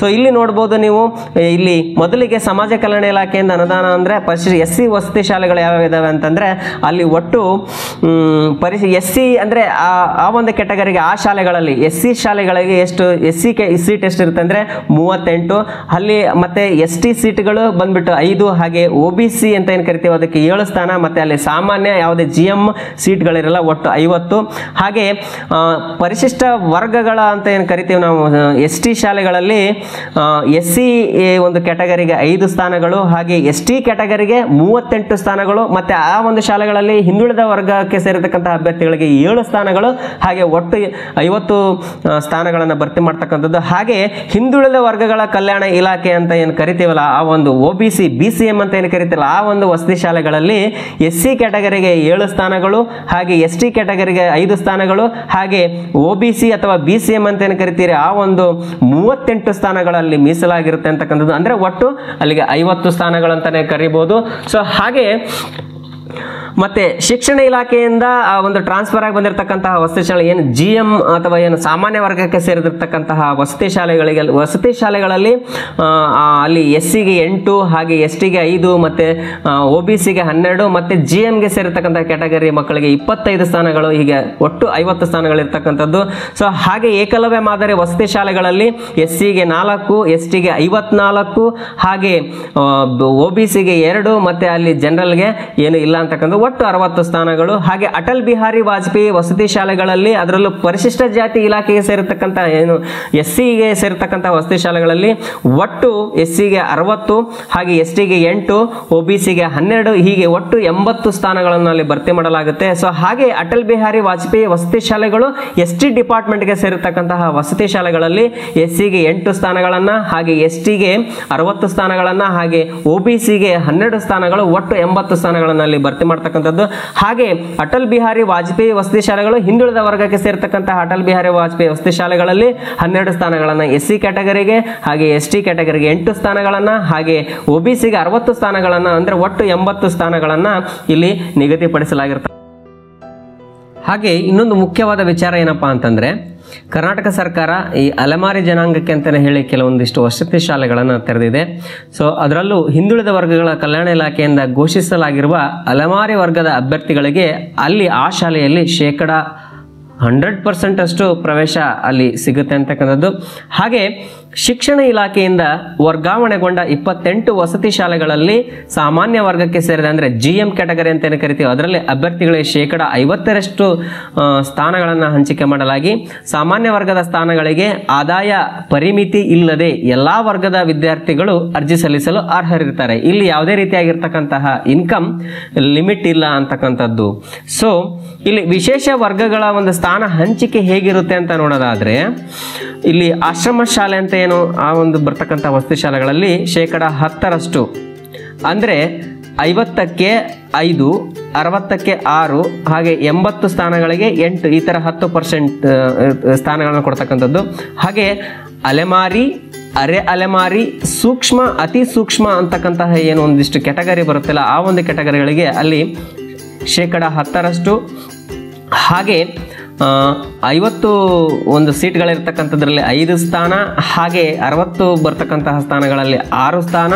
ಅಂದರೆ ಕೆಲವೊಂದು ವಸತಿ ಶಾಲೆಗಳಲ್ಲಿ ಈ ಥರ 50, 60, 80 ಸೀಟ್ಗಳನ್ನ ತೆಗೆದುಕೊಂಡಾಗ ಅಲ್ಲಿ 5, 6, 8 ಈ ಥರದ್ದನ್ನು ತುಂಬತಕ್ಕಂಥದ್ದು. ಹಾಗೆ ಅಂಗವಿಕಲ ಅಥವಾ ಏನು ವಿಶೇಷ ಚೇತನ ಅಂತ ಹೇಳಿ ಕರಿತೀವಿ, ಆ ಒಂದು ಅಭ್ಯರ್ಥಿಗಳಿಗೆ ಒಂದು ವಸತಿ ಶಾಲೆಗಳಲ್ಲಿ 4% ಅಂದರೆ ಕ್ರಮವಾಗಿ 50ರಲ್ಲಿ 2, 60ಕ್ಕೆ 2, ಹಾಗೆ 80 ಸ್ಥಾನಗಳಲ್ಲಿ 3 ಸ್ಥಾನಗಳನ್ನು ಅಂಗವಿಕಲ ಅಭ್ಯರ್ಥಿಗಳಿಗೆ ಮೀಸಲಿಡ್ತಕ್ಕಂಥದ್ದು. ಹಾಗೆ ಮಾಜಿ ಸೈನಿಕ ಒಂದು ಏನು ಆ ಕೋಟಾದಡಿ 4% ಇರುತ್ತೆ ಅವರಿಗೆ. ಸೊ ಅಂದರೆ ಇಟ್ ಮೀನ್ಸ್ 50ಕ್ಕೆ 2, 60ಕ್ಕೆ 2, ಹಾಗೆ 80 ಸ್ಥಾನಗಳಲ್ಲಿ 3 ಸ್ಥಾನಗಳನ್ನು ತುಂಬತಕ್ಕಂಥದ್ದು. ಹಾಗೆ ವಿಶೇಷ ದುರ್ಬಲ ವರ್ಗ ಅಂತಕ್ಕಂಥದ್ದು ಹೇಳಿ ಆ ಒಂದು ವರ್ಗದ ಒಂದು ಸ್ಥಾನಗಳಿಗೆ 5% ಮೀಸಲಾತಿ ಕಲ್ಪಿಸಲಾಗಿದೆ. ಅಂದರೆ 50ಕ್ಕೆ 3, 60ಕ್ಕೆ 4, ಹಾಗೆ 80ಕ್ಕೆ ಒಂದು 5 ಸ್ಥಾನಗಳನ್ನ ತುಂಬತಕ್ಕಂಥದ್ದು. ಹಾಗೆ ಸಫಾಯಿ ಕರ್ಮಚಾರಿ ಅಂತಕ್ಕಂತಹ ಏನೊಂದು ವರ್ಗ ಬರುತ್ತೆ, ಆ ವರ್ಗದ ಒಂದು ಅಭ್ಯರ್ಥಿಗಳಿಗೆ 5% ಸ್ಥಾನಗಳನ್ನು ಅಂತಂದ್ರೆ 50ಕ್ಕೆ 2, 60ಕ್ಕೆ 3, ಹಾಗೆ 80ಕ್ಕೆ 3 ಸ್ಥಾನಗಳನ್ನು ಇಲ್ಲಿ ವಿಶೇಷವಾಗಿ ಮೀಸಲಿಡ್ತಕ್ಕಂತಹದ್ದು ಒಂದು ಪ್ರಕ್ರಿಯೆ ನಡೆಯುತ್ತೆ. ಹಾಗೆ ಇಲ್ಲೊಂದು ನೀವು ಗಮನಿಸಬಹುದು, ಮೇಲ್ಕಂಡ ವಿಶೇಷ ವರ್ಗದಡಿ ಆಯ್ಕೆ ಬಯಸುವ ಎಲ್ಲಾ ಅಭ್ಯರ್ಥಿಗಳು ಕಡ್ಡಾಯವಾಗಿ ಪ್ರವೇಶ ಪರೀಕ್ಷೆಗೆ ಹಾಜರಾಗಿರಬೇಕಾಗುತ್ತೆ. ಯಾವುದೇ ರೀತಿ ಪರೀಕ್ಷೆ ಬರಿದಲೇ ಇವರು 6ನೇ ತರಗತಿಗೆ ಅವಕಾಶವನ್ನು ಕೊಡಲಿಕ್ಕೆ ಸಾಧ್ಯ ಇಲ್ಲ ಅಂತಕ್ಕಂಥದ್ದು. ಸೊ ಇಲ್ಲಿ ವಿಶೇಷ ವರ್ಗಗಳು ಅನ್ನೋದಕ್ಕೂ ಕೂಡ ಒಂದಿಷ್ಟು ಅರ್ಥವನ್ನು ಕಲ್ಪಿಸಲಾಗಿದೆ. ಸೊ ವಿಶೇಷ ವರ್ಗ ಅಂತ ನಾನು ಮೇಲ್ಗಡೆ ಹೇಳಿದ್ನಲ್ಲ, ಆ ವಿಶೇಷ ವರ್ಗದಲ್ಲಿ ಆಶ್ರಮ ಶಾಲೆ ವಿದ್ಯಾರ್ಥಿ ಅಂದ್ರೆ ಯಾರು ಅಂತ ನೋಡೋದಾದ್ರೆ, ಸಮಾಜ ಕಲ್ಯಾಣ ಇಲಾಖೆ, ಪರಿಶಿಷ್ಟ ವರ್ಗಗಳ ಕಲ್ಯಾಣ ಇಲಾಖೆ ಮತ್ತು ಹಿಂದುಳಿದ ವರ್ಗಗಳ ಕಲ್ಯಾಣ ಇಲಾಖೆಯ ಆಶ್ರಮ ವಸತಿ ಶಾಲೆಯಲ್ಲಿ ಕನಿಷ್ಠ 1 ವರ್ಷ ಅಧ್ಯಯನ ಮಾಡಿ ವಾರ್ಷಿಕ ಪರೀಕ್ಷೆ ಬರೆದು ಉತ್ತೀರ್ಣನಾದ ವಿದ್ಯಾರ್ಥಿಯನ್ನು ಮಾತ್ರ ಇಲ್ಲಿ ಆಶ್ರಮ ಶಾಲೆ ವಿದ್ಯಾರ್ಥಿ ಎಂದು ಪರಿಗಣಿಸಲಾಗುತ್ತೆ. ಹಾಗೆ ಆ ವಿದ್ಯಾರ್ಥಿ ಸಂಬಂಧಪಟ್ಟ ಒಂದು ಆಶ್ರಮ ವಸತಿ ಶಾಲೆಯ ಮುಖ್ಯೋಪಾಧ್ಯಾಯರಿಂದ ಅನುಬಂಧ 1ರಲ್ಲಿ ಅವನು ತನ್ನ ಒಂದು ಮೀಸಲಾತಿಯನ್ನ ಒಂದು ಪ್ರಮಾಣ ಪತ್ರವನ್ನು ಸಲ್ಲಿಸಬೇಕಾಗುತ್ತೆ. ಅಂದ್ರೆ ವ್ಯಾಸಂಗ ಪ್ರಮಾಣ ಪತ್ರ ಅಂತ ಹೇಳಿ ಕರಿತೀವಿ. ಅಂದ್ರೆ ದಾಖಲೆ ಒಂದು ಪರಿಶೀಲನೆ ಸಂದರ್ಭದಲ್ಲಿ ಹಾಜರುಪಡಿಸಬೇಕಾಗಿರುತ್ತೆ ಅಂತಕ್ಕಂಥದ್ದು. ಓಕೆ, ಈಗ ಎರಡನೇದಾಗಿ ಅಲೆಮಾರಿ ಮತ್ತೆ ಅರೆ ಅಲೆಮಾರಿ ವಿದ್ಯಾರ್ಥಿಗಳಂದ್ರೆ ಯಾರಂತ ನೋಡೋಣ. ಸಮಾಜ ಕಲ್ಯಾಣ ಇಲಾಖೆ, ಪರಿಶಿಷ್ಟ ವರ್ಗಗಳ ಕಲ್ಯಾಣ ಇಲಾಖೆ ಹಾಗೂ ಏನು BCM ಅಂತ ಕರಿತೀವಿ, ಅಲ್ಲಿ ಗುರುತಿಸಲಾದ ಪರಿಶಿಷ್ಟ ಜಾತಿ, ಪರಿಶಿಷ್ಟ ವರ್ಗ, ಹಿಂದುಳಿದ ವರ್ಗದಲ್ಲಿರ್ತಕ್ಕಂತಹ ಸೂಕ್ಷ್ಮ, ಅತಿ ಸೂಕ್ಷ್ಮ ಅಲೆಮಾರಿ, ಅರೆ ಅಲೆಮಾರಿ ಜಾತಿಗೆ ಸೇರಿದ ವಿದ್ಯಾರ್ಥಿಗಳನ್ನ ಅಲೆಮಾರಿ, ಅರೆ ಅಲೆಮಾರಿ ವಿದ್ಯಾರ್ಥಿ ಅಂತ ಹೇಳಿ ಪರಿಗಣಿಸಲಾಗುತ್ತೆ.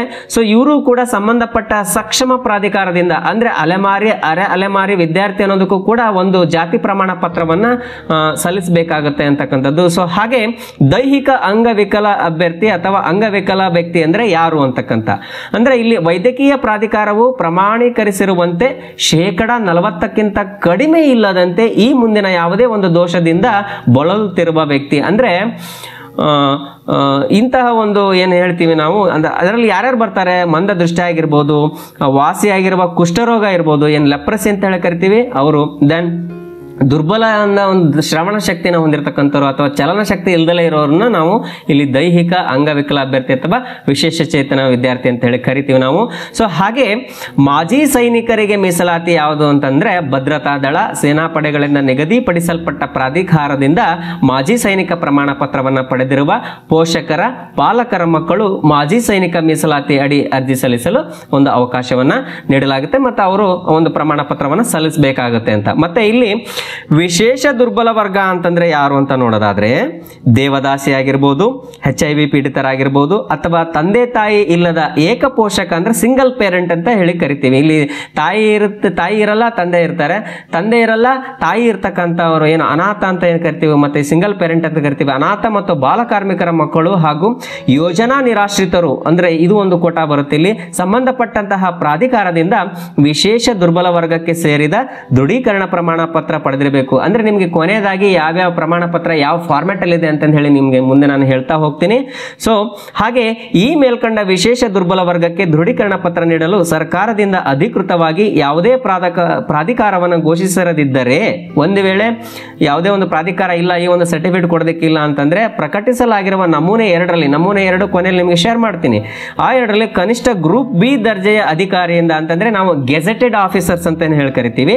ಆ ಗೆಜೆಟೆಡ್ ಅಂದ್ರೆ ಕನಿಷ್ಠ ನೀವು ಅದಕ್ಕಿಂತ ಹೈಯರ್ ಆಫೀಸರ್ ಇಂದ ಕೂಡ ನೀವು ಒಂದು ಅಟೆಸ್ಟೇಷನ್ ಆಗಿರ್ಬೋದು ಅಥವಾ ಅವರ ಒಂದು ಸಹಿ, ಅಂದ್ರೆ ಇವರು ಹೌದು ಅಂತಕ್ಕಂಥ ವಿಶೇಷ ದುರ್ಬಲ ವರ್ಗದವರು ಅಂತ ಹೇಳಿ ಏನು ಅವರು ಗುರುತು ಮಾಡಿ ಏನಾದರೂ ಅವರ ಒಂದು ಸೈನ್ ತಗೊಂಡು ಬಂದ್ರೆ, ನೀವು ಅಟೆಸ್ಟೇಷನ್ ಮಾಡಿಸ್ಕೊಂಡ್ ಬಂದ್ರೆ ಆ ಒಂದು ಪ್ರಮಾಣ ಪತ್ರವು ಕೂಡ ಇಲ್ಲಿ ವ್ಯಾಲಿಡ್ ಆಗಿರುತ್ತೆ ಅಂತಕ್ಕಂಥದ್ದು. ಸೊ ಇನ್ನೊಂದು ಇಲ್ಲಿ ವಿಶೇಷವಾಗಿ ಸೂಚನೆಯನ್ನು ನೀಡಲಾಗಿದೆ. ಏನಪ್ಪಾ ಅಂತಂದ್ರೆ ವಿಶೇಷ ದುರ್ಬಲ ವರ್ಗದ ಅಡಿ ವಿವಿಧ 6 ದುರ್ಬಲ ವರ್ಗಗಳಿಗೆ ಪ್ರವೇಶ ಅವಕಾಶವನ್ನು ಕಲ್ಪಿಸಲಾಗಿದೆ.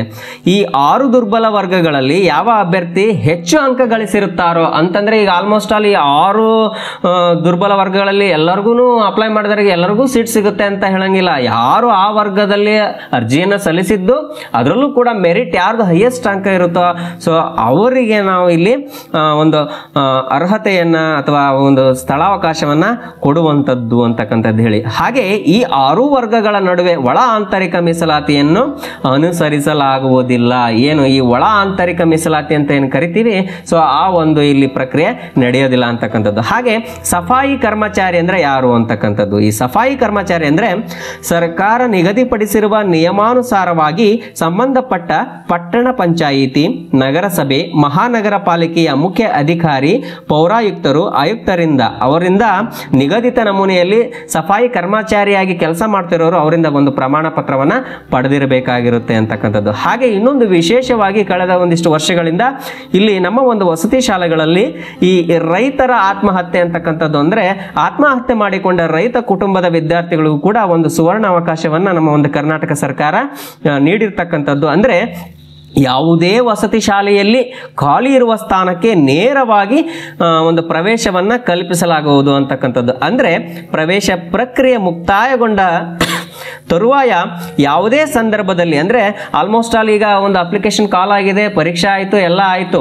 ಈಗ ಇಲ್ಲ, ಅದಾದ ನಂತರವೂ ಕೂಡ ಏನಾದರೂ ಒಬ್ಬ ರೈತ ಆತ್ಮಹತ್ಯೆ ಮಾಡಿಕೊಂಡಿದ್ದು ಅಥವಾ ಆ ರೈತನ ಮಗ ಏನಾದರೂ ಅವರ ತಂದೆ ತೀರಿ ಹೋದ ಮೇಲೆ ಏನಾದರೂ ಆತ್ಮಹತ್ಯೆ ಮಾಡಿಕೊಂಡ ಮೇಲೆ ಏನಾದರೂ ಅವನ 6ನೇ ತರಗತಿ ಏನೋ ಓದ್ತಾ ಇದ್ರೆ, ಸೊ ಆ ವಿದ್ಯಾರ್ಥಿ ಕೂಡ ಅಲ್ಲಿ ಏನಂತ ಹೇಳಿದ್ದಾರೆ ಅಂತಂದರೆ, ಪ್ರವೇಶಾವಕಾಶಿ ಏನಾದರೂ ಬಯಸಿ ಕೋರಿಕೆಯನ್ನು ಕೊಟ್ಟರೆ, ಒಂದು ಅರ್ಜಿಯನ್ನು ಸಲ್ಲಿಸಿದ್ರೆ ಯಾವುದಾದ್ರೂ ಒಂದು ವಸತಿ ಶಾಲೆಯಲ್ಲಿ, ಅಲ್ಲಿ ಖಾಲಿ ಉಳಿದ ಸ್ಥಾನಕ್ಕೆ ಲಿಂಗ, ವರ್ಗ, ಆರ್ಥಿಕ ಮಿತಿಯನ್ನು ಪರಿಗಣಿಸದೆ, ಯಾವ ವಿದ್ಯಾರ್ಥಿ ಆಗಿರ್ಬೋದು, ಹುಡುಗ ಆಗಿರ್ಬೋದು, ಹುಡುಗಿ ಆಗಿರ್ಬೋದು, ಅಥವಾ ಅಲ್ಲಿ ಅವ್ರದ್ದು ಇನ್ಕಮ್ ಏನಾದರೂ ಜಾಸ್ತಿ ಇದೆ ಈ ಥರ ಅಂತಲ್ಲ, ಸೊ ಯಾವುದೇ ಒಂದು ಇಲ್ಲಿ ಯಾವುದೇ ರೀತಿಯಾಗಿರ್ತಕ್ಕಂತಹ ಒಂದು ಆದಾಯ ಒಂದು ಲಿಮಿಟ್ ಇಲ್ಲಿ ಇಲ್ಲದಲೇ ಇರತಕ್ಕಂಥದ್ದು. ಸೊ ಹಾಗೆ ಮತ್ತೆ ಇನ್ನೊಂದು, ಈ ವರ್ಷ ವಿಶೇಷವಾಗಿ ಕೋವಿಡ್-19 ಸಾಂಕ್ರಾಮಿಕ ರೋಗದಿಂದ ಮೃತಪಟ್ಟ ಪೋಷಕರ ಮಕ್ಕಳಿಗಾಗಿ ಕೂಡ ಒಂದು ಪ್ರವೇಶವನ್ನು ಕೊಟ್ಟಿರ್ತಕ್ಕಂಥದ್ದು. ಏನಪ್ಪಾ ಅಂತಂದರೆ, ರಾಜ್ಯದ ಯಾವುದೇ ವಸತಿ ಶಾಲೆಯಲ್ಲಿ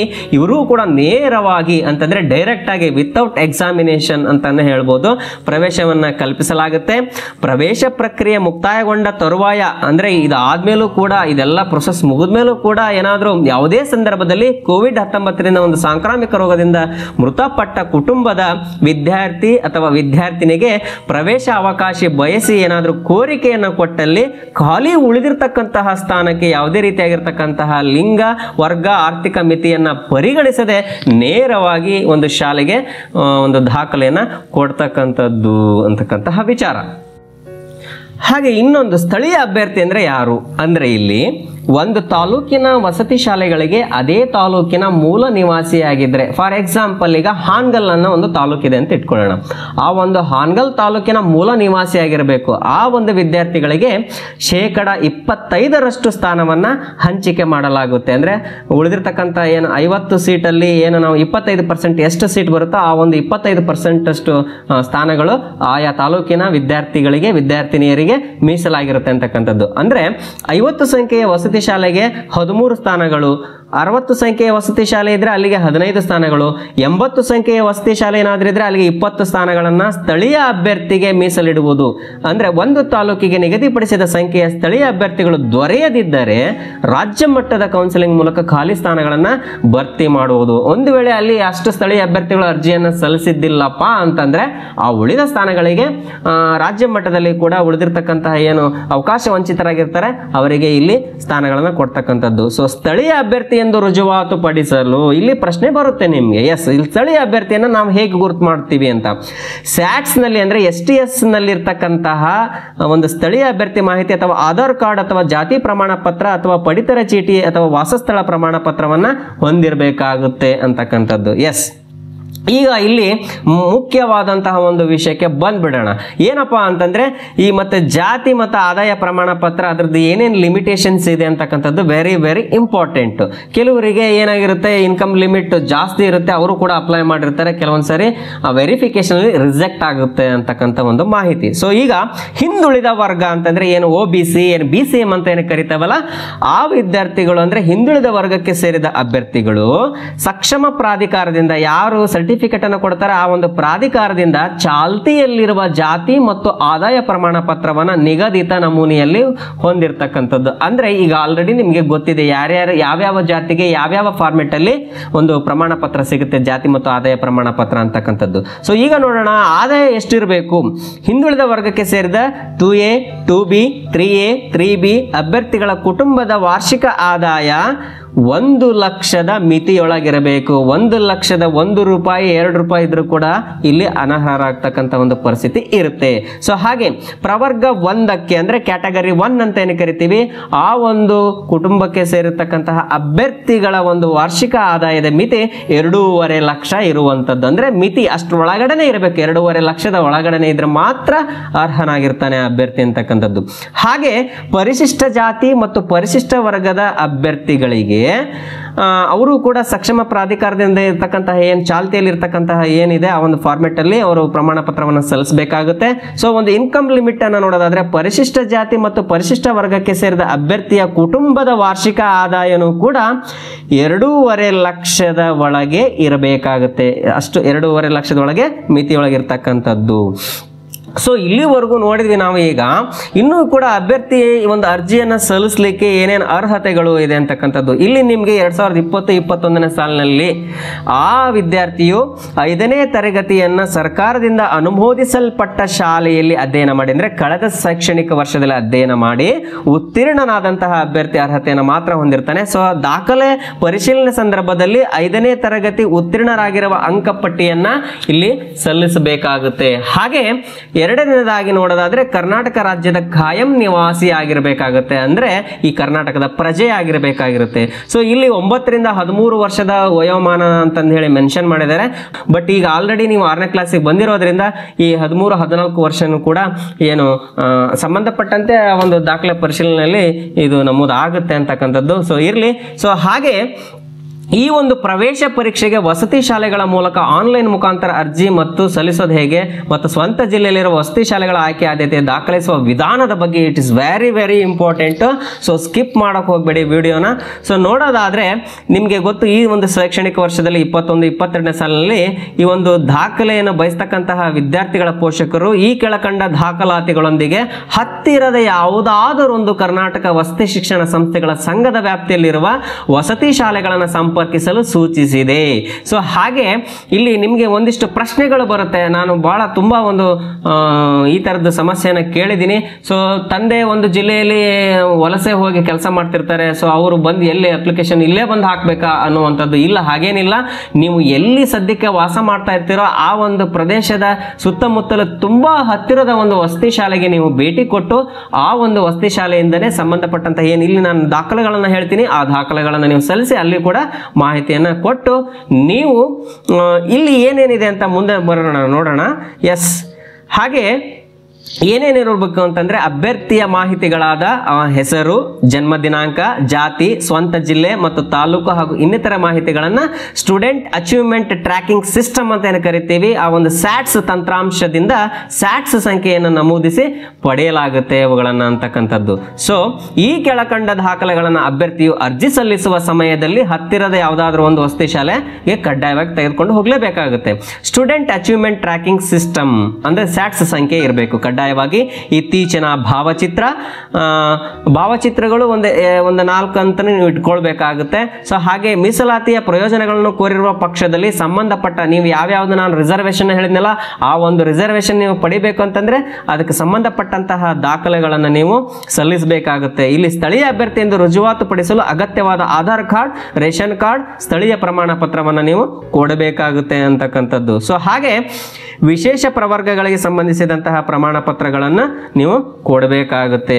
ಸೊ ಇಷ್ಟು ಮಾಹಿತಿ ನಾನು ನಿಮಗೆ ಇನ್ನೂ ಮನೆ ಪೋಷಕರೇ ನಿಮಗೆಲ್ಲ ಆವಾಗಲೇ ನಾನು ಹೇಳಿದ್ದೆ ಒಂದು ವಿಶೇಷವಾದಂಥ ಗಮನಿಸಿ ಅಂತಕ್ಕಂಥದ್ದು. ಸೀಟು ಹಂಚಿಕೆಯು ಅಭ್ಯರ್ಥಿಯ ಲಿಂಗ, ಜಾತಿ ಮತ್ತು ಆದಾಯದ ಆಧಾರದ ಮೇಲೆ ಹಾಗೂ ಇತರ ಮಾಹಿತಿಯ ಮೇಲೆ ಅವಲಂಬಿತವಾಗಿರುವುದರಿಂದ ಸ್ಯಾಟ್ಸ್ ಸಂಖ್ಯೆಯಲ್ಲಿರುವ ಅಭ್ಯರ್ಥಿ ಎಲ್ಲ ಮಾಹಿತಿಗಳನ್ನು ತಪ್ಪದೇ ಪರಿಶೀಲಿಸಿಕೊಳ್ಳತಕ್ಕದ್ದು. ಒಂದೊಂದು ಸಾರಿ ಏನಾಗುತ್ತೆ ಅಂತಂದರೆ ಕಳೆದ ಬಾರಿ ಏನು ಅಂತಂದರೆ ಸೆಲೆಕ್ಷನ್ ಆಗಿದೆ, ಅಡ್ಮಿಷನ್ಗೆ ಬಂದಾಗ ಏನಾಗಿದೆ ಅಂತಂದರೆ ರಿಸರ್ವೇಷನ್ ಕ್ಯಾಟಗರಿನೇ ಬೇರೆ ಇದೆ, ಆ ಒಂದು ಜಾತಿ ಆದಾಯ ಪ್ರಮಾಣ ಪತ್ರದಲ್ಲಿ ಇರ್ತಕ್ಕಂತಹ ಕ್ಯಾಟಗರಿ, ಈ ಥರದ್ದು ತುಂಬಾ ಸಮಸ್ಯೆ ಆಗುತ್ತೆ. ಸೊ ಸುಮ್ಮನೆ ಸಮಸ್ಯೆಗಳನ್ನು ಮಾಡ್ಕೊಳ್ಳೋಕ್ಕಿಂತ ಪೂರ್ವದಲ್ಲಿ ನೀವೇನು ಮಾಡಿ ಅಂತಂದ್ರೆ ಅಭ್ಯರ್ಥಿಯು ತನ್ನ ಮೀಸಲಾತಿ ಅಡಿಯಲ್ಲಿ ಸೀಟು ಪಡೆಯಲು ಅರ್ಹತೆಗೊಳ್ಳಲು ತಾನು ಯಾವ ಮೀಸಲಾತಿ ಅಡಿಯಲ್ಲಿ ಅರ್ಹನಿರುವನೋ ಅಂದರೆ ಪರಿಶಿಷ್ಟ ಜಾತಿ ಅಥವಾ ಪರಿಶಿಷ್ಟ ಪಂಗಡ ಮತ್ತೆ ಪ್ರವರ್ಗ 1 ಅಥವಾ ಇತರೆ ಏನು OBC ಏನು ಕರಿತೀವಿ ಆ ಒಂದು ಸಂಬಂಧಿಸಿದಂತಹ RD ಸಂಖ್ಯೆಯನ್ನೊಳಗೊಂಡ ನಿಗದಿತ ಜಾತಿ ಮತ್ತು ಆದಾಯ ಪ್ರಮಾಣ ಪತ್ರದ ಪ್ರತಿಯನ್ನ ನೀವು ಜೆರಾಕ್ಸ್ ಪ್ರತಿಯನ್ನು ಕೊಡಲೇಬೇಕಾಗುತ್ತೆ. ಸೊ ಅಭ್ಯರ್ಥಿಯು ಮತ್ತೆ ಎರಡನೇದಾಗಿ ನೋಡೋದಾದ್ರೆ ವಿಶೇಷ ವರ್ಗಕ್ಕೆ ಸೇರಿದ್ರೆ ಸಕ್ಷಮ ಪ್ರಾಧಿಕಾರದಿಂದ ಪಡ್ಕೊಂಡಂತಹ ಪ್ರಮಾಣ ಪತ್ರ ಹಾಗೆ ಚಾಲ್ತಿಯಲ್ಲಿರುವ ಮೊಬೈಲ್ ಸಂಖ್ಯೆಯನ್ನು ನೀವು ಕೊಡಬೇಕಾಗುತ್ತೆ. ಸಪೋಸ್ ನೀವೇನಾದರೂ ಒಂದು ನಂಬರ್ ಕೊಟ್ಟಿರ್ತೀರಿ, ಸೊ ರೀಚಾರ್ಜ್ ಮಾಡಿಸಿರಲ್ಲ, ಏನಾದರೂ ನಿಮ್ಮ ಜೊತೆ ಸಂಪರ್ಕ ಮಾಡಬೇಕಂತಂದ್ರೆ ನೀವು ರೀಚಾರ್ಜ್ ಮಾಡಿಸಿಲ್ಲ ಅಂತಕ್ಕಂಥದ್ದು. ಸೊ ಮಾಹಿತಿಯನ್ನು ನಿಮಗೆ ತಲುಪಿಸಲಿಕ್ಕೆ ಕೂಡ ಅಲ್ಲಿ ತೊಂದರೆ ಆಗ್ತಕ್ಕಂಥದ್ದು ಮತ್ತೆ ನಿಮ್ಮ ಮಗು ಅವಕಾಶದಿಂದ ವಂಚಿತ ಆಗೋ ಒಂದು ಚಾನ್ಸ್ ಕೂಡ ಅಲ್ಲಿ ಇರುತ್ತೆ ಅಂತಕ್ಕಂಥದ್ದು. ಸೊ ಹಾಗೆ 4ನೇ ಪಾಯಿಂಟ್ ನೋಡೋದಾದ್ರೆ, ಅಭ್ಯರ್ಥಿಯು ತನ್ನ ಸ್ವಂತ ಜಿಲ್ಲೆಯಲ್ಲಿರುವ ಎಲ್ಲಾ ವಸತಿ ಶಾಲೆಗಳಿಗೆ ಪ್ರವೇಶ ಪಡೆಯಲು ಮೀಸಲಾತಿಗೆ ಅನುಗುಣವಾಗಿ ಅರ್ಹನಾಗಿರ್ತಾನೆ. ಸೀಟು ಹಂಚಿಕೆಯು ಜಿಲ್ಲಾ ಹಂತದಲ್ಲಿ ಆನ್ಲೈನ್ ಮುಖಾಂತರ ನಡೆಸುವುದರಿಂದ ವಸತಿ ಶಾಲೆಯಿಂದ ಅರ್ಜಿ ಸಲ್ಲಿಸುವಾಗ ಅಭ್ಯರ್ಥಿಯು ತನ್ನ ಸ್ವಂತ ಜಿಲ್ಲೆಯಲ್ಲಿರುವ ಯಾವ ವಸತಿ ಶಾಲೆಗಳಲ್ಲಿ ಪ್ರವೇಶ ಬಯಸುತ್ತಾನೋ ಅಥವಾ ಬಯಸುತ್ತಾಳೋ ಅಂತಹ ವಸತಿ ಶಾಲೆಗಳಿಗೆ ಆದ್ಯತಾ ಅನುಸಾರ ತನ್ನ ಇಚ್ಛೆ ಆಯ್ಕೆಗಳನ್ನು ಕಡ್ಡಾಯವಾಗಿ ನೀಡಬೇಕಾಗುತ್ತೆ. ಇದು ಆಲ್ರೆಡಿ ನಾವು ಹೇಳಿದ್ದೀನಿ. ಓಕೆ, ಹಾಗೆ ಅಭ್ಯರ್ಥಿಯು ವಸತಿ ಶಾಲೆಯ ಪ್ರವೇಶ ಶಾಲೆಯ ಆದ್ಯತೆಗಳನ್ನು ನೀಡುವ ಸಲುವಾಗಿ ಅರ್ಜಿ ಸಲ್ಲಿಸುವ ಶಾಲೆಯಿಂದ ಶಾಲಾ ಆದ್ಯತೆ ವಿವರವನ್ನು ಸಲ್ಲಿಸುವ ಪ್ರತಿಯನ್ನು ಪಡೆದು ಆದ್ಯತೆಗಳನ್ನು ಬರೆದು ಕೂಡ ಅಭ್ಯರ್ಥಿಯು ಹಾಗೂ ಪೋಷಕರ ಸಹಿಯೊಂದಿಗೆ ವಸತಿ ಶಾಲೆಯ ಮುಖ್ಯಸ್ಥರು ನೀಡಬೇಕಾಗುತ್ತೆ. ಸೊ ಇದಕ್ಕೆ ನೀವು ವರಿ ಮಾಡ್ಕೋಬೇಡಿ. ಏನೊಂದು ಫಾರ್ಮೆಟ್ ಇದೆ ಆ ಒಂದು ಫಾರ್ಮೆಟ್ ಅನ್ನು ಕೂಡ ಈ ಒಂದು ವಿಡಿಯೋದ ಡಿಸ್ಕ್ರಿಪ್ಷನ್ ಅಲ್ಲಿ ಕೂಡ ನಾನು ಶೇರ್ ಮಾಡ್ತೀನಿ. ಆ ಲಿಂಕ್ ಬಳಸಿಕೊಂಡು ನೀವು ಡೌನ್ಲೋಡ್ ಮಾಡಿಕೊಂಡು ಆ ಒಂದು ಫಾರ್ಮ್ ಅನ್ನು ಫಿಲ್ ಮಾಡಿ ಕೊಡಬಹುದು. ಹಾಗೆ ಅರ್ಜಿಯನ್ನು ವಸತಿ ಶಾಲೆಯಲ್ಲಿ ಸಲ್ಲಿಸಿದ ನಂತರ ಅದೇ ಶಾಲೆಯಿಂದ ಸ್ವೀಕೃತಿ ಅಂದ್ರೆ ನಾವು ಅಕ್ನಾಲಜ್ಮೆಂಟ್ ಅಂದ್ರೆ ನೀವು ಅಪ್ಲಿಕೇಶನ್ ಅನ್ನ ಹಾಕಿದ್ದಕ್ಕೆ ಒಂದು ಪ್ರೂಫ್ ಕಾಪಿ ಅರ್ಜಿಯ ಪ್ರತಿಯನ್ನು ಪಡೆದು ಆಯ್ಕೆಯ ಪ್ರಕ್ರಿಯೆ ಎಲ್ಲಾ ಹಂತದವರೆಗೂ ಅಂತಂದ್ರೆ ಇಟ್ ಮೀನ್ಸ್ ಈ ಪ್ರಕ್ರಿಯೆ ಮುಗಿಯುವವರೆಗೂ ಕೂಡ ನಿಮ್ಮ ಬಳಿ ಅದನ್ನ ತುಂಬಾ ಅಚ್ಚುಕಟ್ಟಾಗಿ ಇಟ್ಕೊಳ್ಬೇಕಾಗುತ್ತೆ ಅಂತಕ್ಕಂಥದ್ದು.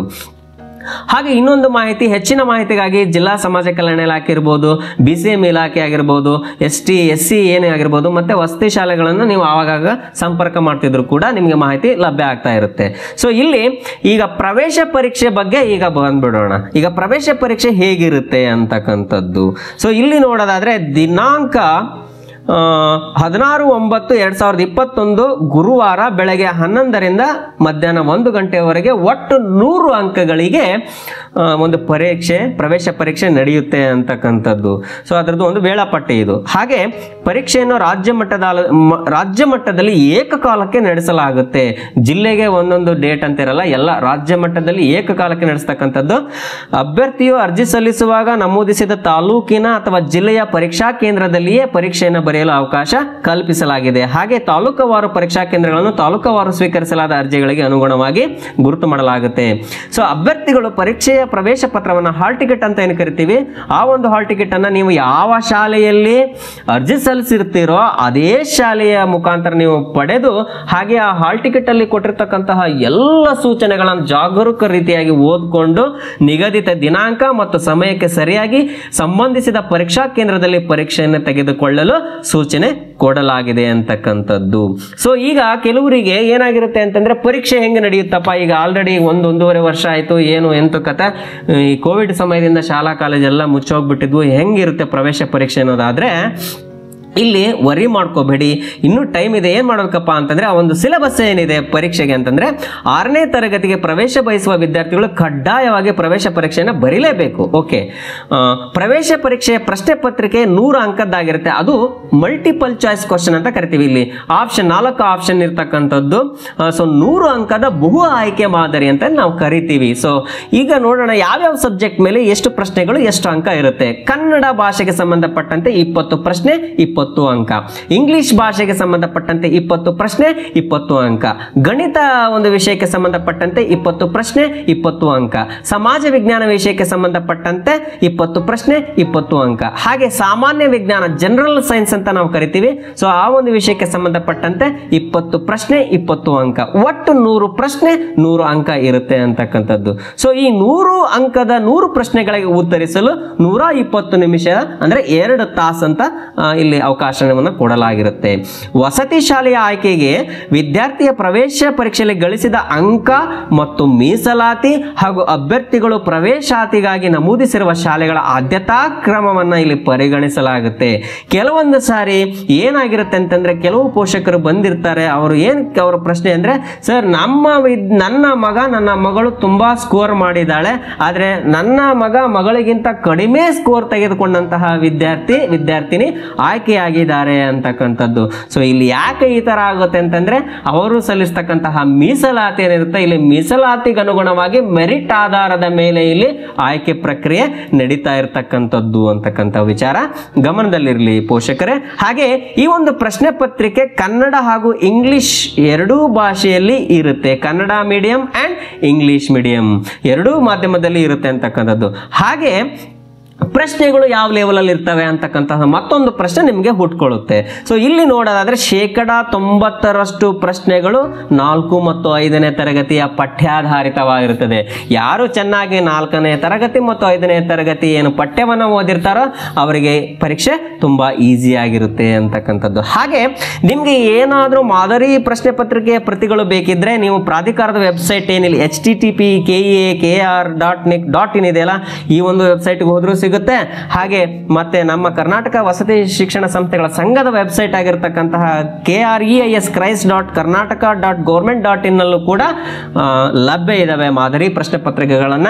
ನೀವು ಆ ವೆಬ್ಸೈಟ್ಗೆ ಹೋದ್ರೂ ಕೂಡ ನೀವು ಏನ್ ಮಾಡಬಹುದು, ನೀವು ಆ ಒಂದು ಮಾದರಿ ಮಾಡೆಲ್ ಕ್ವಶನ್ ಪೇಪರ್ಗಳನ್ನ ಡೌನ್ಲೋಡ್ ಮಾಡ್ಕೋಬಹುದು. ಸೊ ಒಂದು ವೇಳೆ ನಿಮ್ಗೆ ಆಗಲ್ಲ, ತೊಂದರೆ ಆಗುತ್ತೆ ಅನ್ನೋದಾದ್ರೂ ಕೂಡ ಈ ಒಂದು ವಿಡಿಯೋದ ಡಿಸ್ಕ್ರಿಪ್ಷನ್ ಅಲ್ಲಿ ಕೂಡ ನಾನು ಒಂದಿಷ್ಟು ಮಾದರಿ ಪ್ರಶ್ನೆ ಪತ್ರಿಕೆಗಳ ಲಿಂಕ್ ಅನ್ನು ಕೂಡ ಹಾಕಿರ್ತೀನಿ. ಸೊ ನೀವು ಡೌನ್ಲೋಡ್ ಮಾಡಿಕೊಂಡು ನಿಮ್ಮ ಮಗ ಅಥವಾ ಮಗಳಿಗೆ ನೀವು ಅಧ್ಯಯನಕ್ಕೆ ಕೊಡಬಹುದಾಗಿದೆ. ಹಾಗೆ ಸೊ ಇನ್ನು ಹೇಳೋದಾದ್ರೆ ಅಂದ್ರೆ ಎಲ್ಲ ಕಾಲಾವಧಿ ಏನಾಯ್ತು, OMR ಶೀಟು ಈ ತರದ್ದು ಪರೀಕ್ಷೆಗೆ ಸಂಬಂಧಪಟ್ಟಂತಹ ಇನ್ನೊಂದು ವಿಡಿಯೋ ಮಾಡ್ತೀನಿ ಪೋಷಕರೇ. ಸ್ವಲ್ಪ ಒಂದು ವಾರ ನೀವು ವೆಯ್ಟ್ ಮಾಡಿದ್ರೆ ಪರೀಕ್ಷೆ ಹೇಗಿರುತ್ತೆ, ಮತ್ತೆ ಆನ್ಸರ್ ಅನ್ನ ಬರಿಬೇಕಾ ಅಥವಾ ಏನು ಟಿಕ್ ಮಾಡೋದಾ ಅಥವಾ ಏನು OMR ಇರುತ್ತಾ, ಇಲ್ಲೆಲ್ಲ ಮಾಹಿತಿ ಇದೆ, ನಿಮ್ಗೆ ನೋಡ್ಕೊಳ್ಳಿ. ಇನ್ನೂ ಒಂದಿಷ್ಟು ಯಾವ ರೀತಿ OMR ಪತ್ರಿಕೆಯನ್ನ ನಾವು ಯಾವ ರೀತಿ ಆನ್ಸರ್ ಮಾಡೋದು ಏನಂತಕ್ಕಂಥ ಇನ್ನೊಂದು ವಿಡಿಯೋನ ಮಾಡ್ತೀನಿ ನಾನು, ಖಂಡಿತ ವೆಯ್ಟ್ ಮಾಡಿ ಅಂತಕ್ಕಂಥ ಮಾತನ್ನ ಹೇಳ್ತಾ. ಸೊ ಈಗ ಇನ್ನೊಂದು ಪ್ರಮುಖವಾದಂತಹ ವಿಚಾರ, ಈಗ ಕೆಲವು ವಿದ್ಯಾರ್ಥಿಗಳು ಸಮಾನ ಅಂಕಗಳು ಈಕ್ವಲ್ ಮಾರ್ಕ್ಸ್ ತಗೊಂಡಿರ್ತಾರೆ. ಸೊ ಆವಾಗ ಮೆರಿಟ್ ಅನ್ನ ನಿರ್ಣಯ ಹೇಗೆ ಮಾಡ್ತಾರೆ ಅಂತಕ್ಕಂಥ, ಒಂದು ವೇಳೆ 2 ಅಥವಾ ಅದಕ್ಕಿಂತ ಹೆಚ್ಚು ಅಭ್ಯರ್ಥಿಗಳು ಪ್ರವೇಶ ಪರೀಕ್ಷೆಯಲ್ಲಿ ಪಡೆದ ಅಂಕಗಳು ಒಂದೇ ಆಗಿದ್ದಲ್ಲಿ, suppose same category same marks ಏನಾದರೂ ಇದ್ರೆ ಆ ಅಭ್ಯರ್ಥಿಗಳ ವಯಸ್ಸಿನ ಆಧಾರದ ಮೇಲೆ ಅವರ ನಡುವಿನ ಮೆರಿಟ್ ಅನ್ನ ನಿರ್ಧರಿಸಲಾಗುತ್ತೆ. ಯಾರು ಒಬ್ಬ ಸೀನಿಯರ್ ಅಂತ ಇರ್ತಾನೋ ಸೊ ಅವನಿಗೆ ಇಲ್ಲಿ ಕೊಡ್ತಕ್ಕಂಥದ್ದು ಅನ್ನೋ ಒಂದು. ಆದರೆ ಇಂತಹ ಅಭ್ಯರ್ಥಿಗಳ ಪೈಕಿ ವಯಸ್ಸಿನಲ್ಲಿ ಕಿರಿಯನಾದ ಅಭ್ಯರ್ಥಿಗಿಂತ ಹಿರಿಯನಾದ ಅಭ್ಯರ್ಥಿಯನ್ನು ಮೊದಲು ಪರಿಗಣಿಸಲಾಗುತ್ತೆ ಅಂತಕ್ಕಂಥ ವಿಚಾರ ನಿಮ್ಮ ಗಮನದಲ್ಲಿ ಇರಲಿ. ಆದಾಗ್ಯೂ 2 ಅಥವಾ ಅದಕ್ಕಿಂತ ಹೆಚ್ಚು ಸಮ ವಯಸ್ಸಿನ ಅಭ್ಯರ್ಥಿಗಳಿದ್ದ ಪಕ್ಷದಲ್ಲಿ ಅಭ್ಯರ್ಥಿಯ ಹೆಸರಿನ ವರ್ಣಾಕ್ಷರದ ಕ್ರಮಾನುಸಾರ ಏನು ಆಲ್ಫಾಬೆಟಿಕಲ್ ಆರ್ಡರ್ ಅಂತ ಏನು ಕರಿತೀವಿ ಅದ್ರ ಮೇಲೂ ಕೂಡ ಮೆರಿಟ್ ಅನ್ನ ನಿರ್ಧಾರ ಮಾಡಲಾಗುತ್ತೆ ಅಂತಕ್ಕಂಥದ್ದು. ಸೊ ಇದೆಲ್ಲ ಹಿಂಗೆಲ್ಲ ನಡೆಯುತ್ತಾ ಅಂತಕ್ಕಂಥ ಒಂದು ಪ್ರಶ್ನೆ ನಿಮ್ಮ ತಲೆಯಲ್ಲಿ ಬರ್ಬೋದು. ಇದು ಕಂಪ್ಯೂಟರೈಸ್ಡ್ ಕೌನ್ಸೆಲಿಂಗ್ ಸೆಲೆಕ್ಷನ್ ಆಗಿರೋದ್ರಿಂದ ಯಾವುದೇ ರೀತಿಯಾಗಿರ್ತಕ್ಕಂತಹ ಇಲ್ಲಿ ಗೊಂದಲ ಇರೋದಿಲ್ಲ.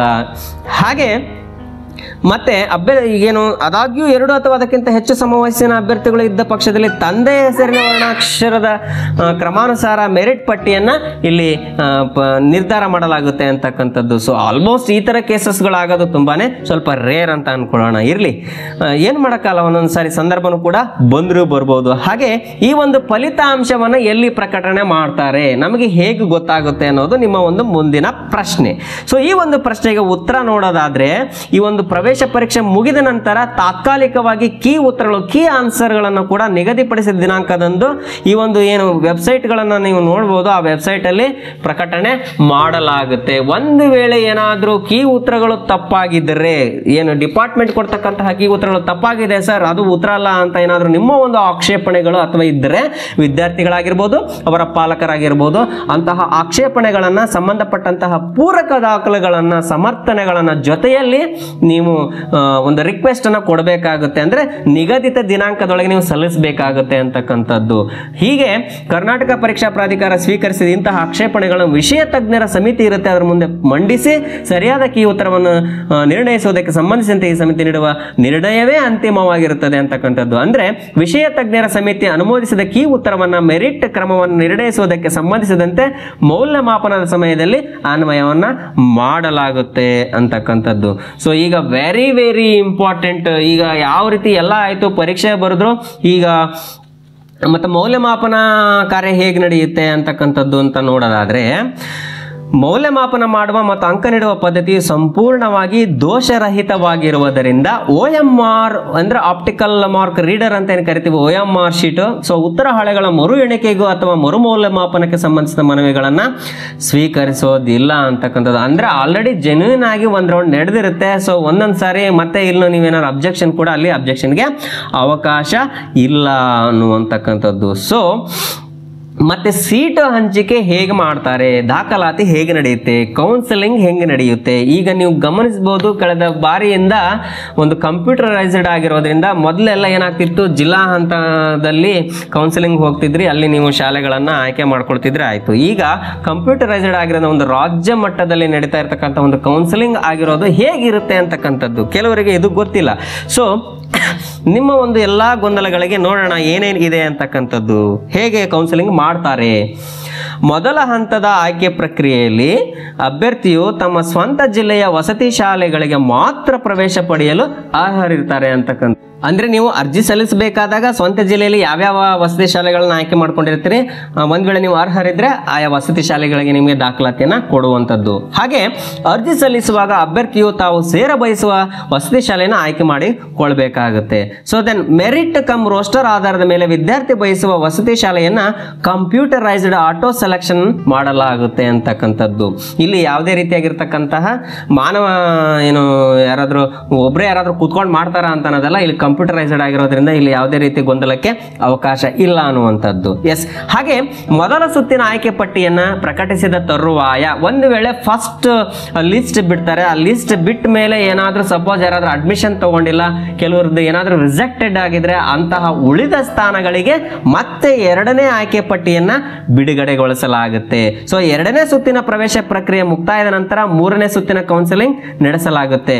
ಒಂದು ವೇಳೆ ಇನ್ನೂ ಹೆಚ್ಚಿನ ಸುತ್ತಿನ ಕೌನ್ಸಿಲಿಂಗ್ ಆಗುತ್ತೆ ಎಂಬ ಅಂಶ ಗಮನಕ್ಕೆ ಬಂದರೆ ಕೌನ್ಸಿಲಿಂಗ್ ಅನ್ನ ಹೀಗೆ ಮಾಡ್ತಾನೆ ಹೋಗ್ತಾರೆ. ಸೊ ಆಮೇಲೆ ಏನಾಗುತ್ತೆ ಅಂತಂದ್ರೆ ನಿಮಗೆ ಗೊತ್ತಿರಬಹುದು, ಕಳೆದ ಬಾರಿ 3 ಲಿಸ್ಟ್ಗಳನ್ನು ಬಿಟ್ಟಾಯಿತು. 4ನೇ ಲಿಸ್ಟಿಗೆ ಉಳಿದಂತಹ ಸ್ಥಾನಗಳನ್ನು ಒಂದು ವೇಳೆ ಅವಕಾಶ ವಂಚಿತ ಅಭ್ಯರ್ಥಿ ಏನಾದರೂ ಬೇರೆ ಪಕ್ಕದ ಜಿಲ್ಲೆಗಳಲ್ಲಿ ಏನಾದರೂ ಅವಕಾಶ ಇದ್ರೆ ಅಲ್ಲಿ ಖಾಲಿ ಉಳಿದಿರ್ತಕ್ಕಂಥ ಸ್ಥಾನಗಳು ಕೂಡ ಮತ್ತೆ ಅವರ ಆದ್ಯತೆ ಏನಾದರೂ ಕೊಟ್ಟರೆ ಈ ಔಟ್ ಆಫ್ ಡಿಸ್ಟಿಕ್ ಒಂದು ಆಪ್ಷನ್ ಇರೋದ್ರಿಂದ ಕೂಡ ಅವರು ಮತ್ತೆ ಅವಕಾಶ ಏನಾದರೂ ಸಿಕ್ಕರೆ ಅವಕಾಶವನ್ನು ಪಡೆಯುವಂತಹ ಒಂದು ಅವಕಾಶವನ್ನು ಕೂಡ ನಮ್ಮ ಒಂದು ಇಲಾಖೆ ನೀಡಿರುವಂಥದ್ದು. ಹಾಗೆ ಜಿಲ್ಲಾ ಮಟ್ಟದ ಕೌನ್ಸಿಲಿಂಗ್ ಆದಮೇಲೆ ಈ ರೀತಿ ರಾಜ್ಯ ಮಟ್ಟದ ಕೌನ್ಸಿಲಿಂಗ್ ಕೂಡ ಪ್ರಾರಂಭ ಮಾಡಲಾಗುತ್ತೆ. ಅರ್ಜಿ ಸಲ್ಲಿಸಿ ಪ್ರವೇಶ ಲಭಿಸಿದ ವಿದ್ಯಾರ್ಥಿಗಳು ಮಾತ್ರ ರಾಜ್ಯ ಮಟ್ಟದ ಆಯ್ಕೆ ಅಂತಂದ್ರೆ ಯಾರು ಅರ್ಜಿ ಸಲ್ಲಿಸಿರ್ತಾರೋ ಅವ್ರಿಗೆ ಮಾತ್ರನೇ ಅವಕಾಶ ಇರ್ತಕ್ಕಂಥದ್ದು. ಹಾಗೆ ರಾಜ್ಯದ ಯಾವ ಜಿಲ್ಲೆ ಅಥವಾ ಯಾವುದೇ ವಸತಿ ಶಾಲೆಯನ್ನು ನೀವು ಖಾಲಿ ಇದ್ದ ಸ್ಥಾನದಲ್ಲಿ ಬೈ ಚಾನ್ಸ್ ಎಲ್ಲ ಪ್ರೊಸೆಸ್ ಮುಗಿದ ಮೇಲೂ ಕೂಡ ಯಾವುದೋ ಒಂದು ಶಾಲೆಯಲ್ಲಿ ಒಂದು ಸ್ಥಾನ ಇದೆ ಅಂತಂದ್ರೆ ನೀವೇನಾದರೂ ಬೇರೆ ಜಿಲ್ಲೆಗೆ ಹೋಗ್ಲಿಕ್ಕೆ ಬಯಸ್ತೀರಿ ಅಂತಂದ್ರೂ ಕೂಡ ನೀವು ಅವಕಾಶವನ್ನ ಪಡಲಿಕ್ಕೆ ಅರ್ಹರಿರ್ತೀರಿ ಅಂತಕ್ಕಂಥದ್ದು. ಸೊ ರಾಜ್ಯ ಮಟ್ಟದ ಆಯ್ಕೆ ಪಟ್ಟಿ 3 ಅಥವಾ 4ನೇ ಸುತ್ತಿನಲ್ಲಿ ಕೌನ್ಸಿಲಿಂಗ್ ನಡೆಸಿದ ತರುವಾಯವು ಖಾಲಿ ಸೀಟು ಉಳಿದರೆ ಮೂರನೇ ಹಂತದಲ್ಲಿ, ಅಂದ್ರೆ ಇದು 3ನೇ ಹಂತಕ್ಕೆ ಬಂದಾಗ ಜಿಲ್ಲಾ ಉಪಜಂಟಿ ನಿರ್ದೇಶಕರು, ಸಮಾಜ ಕಲ್ಯಾಣ ಇಲಾಖೆಯರು ಸ್ಥಳೀಯವಾಗಿ ಅರ್ಜಿ ಆಹ್ವಾನಿಸಿ ಪ್ರವೇಶವನ್ನ ಕಲ್ಪಿಸ್ತಾರೆ, ಅಂದ್ರೆ ಉಳಿದ ಸ್ಥಾನಗಳಿಗೆ ಅಂತಂದು ಹೇಳಿ. ಸೊ ಆಲ್ಮೋಸ್ಟ್ ಅಲ್ಲಿ ಉಳಿಯೋ ಒಂದು ಅವಕಾಶ ಕಡಿಮೆ ಅಂತಾನೆ ಹೇಳ್ಬೋದು.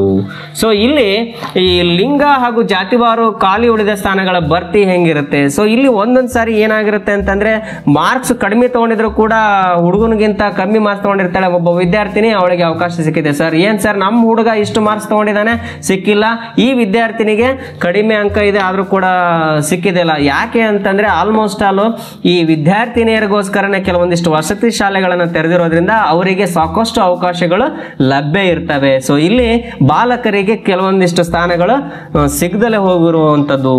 ಸೊ ಒಂದು ವೇಳೆ ಇಲ್ಲಿ ನೋಡೋಣ ಏನೇನು ಆಪ್ಷನ್ಸ್ ಇದೆ ಅಂತ ನೋಡೋದಾದ್ರೆ, ಬಾಲಕನ ಸ್ಥಾನ ಖಾಲಿ ಉಳಿದರೆ ಅದೇ ವರ್ಗದ ಬಾಲಕಿಗೆ ಅವಕಾಶವನ್ನ ಕಲ್ಪಿಸಲಾಗುತ್ತೆ ಅಂತಕ್ಕಂಥದ್ದು. ಒಂದು ವೇಳೆ ಬಾಲಕಿ ಸ್ಥಾನ ಏನಾದರೂ ಉಳಿದರೆ ಅದೇ ವರ್ಗದ ಬಾಲಕರಿಗೆ ಪ್ರವೇಶವನ್ನ ಕೊಡುತ್ತೆ, ಈ ಒಂದು ಆಪ್ಷನ್ ಕೂಡ ಇದೆ.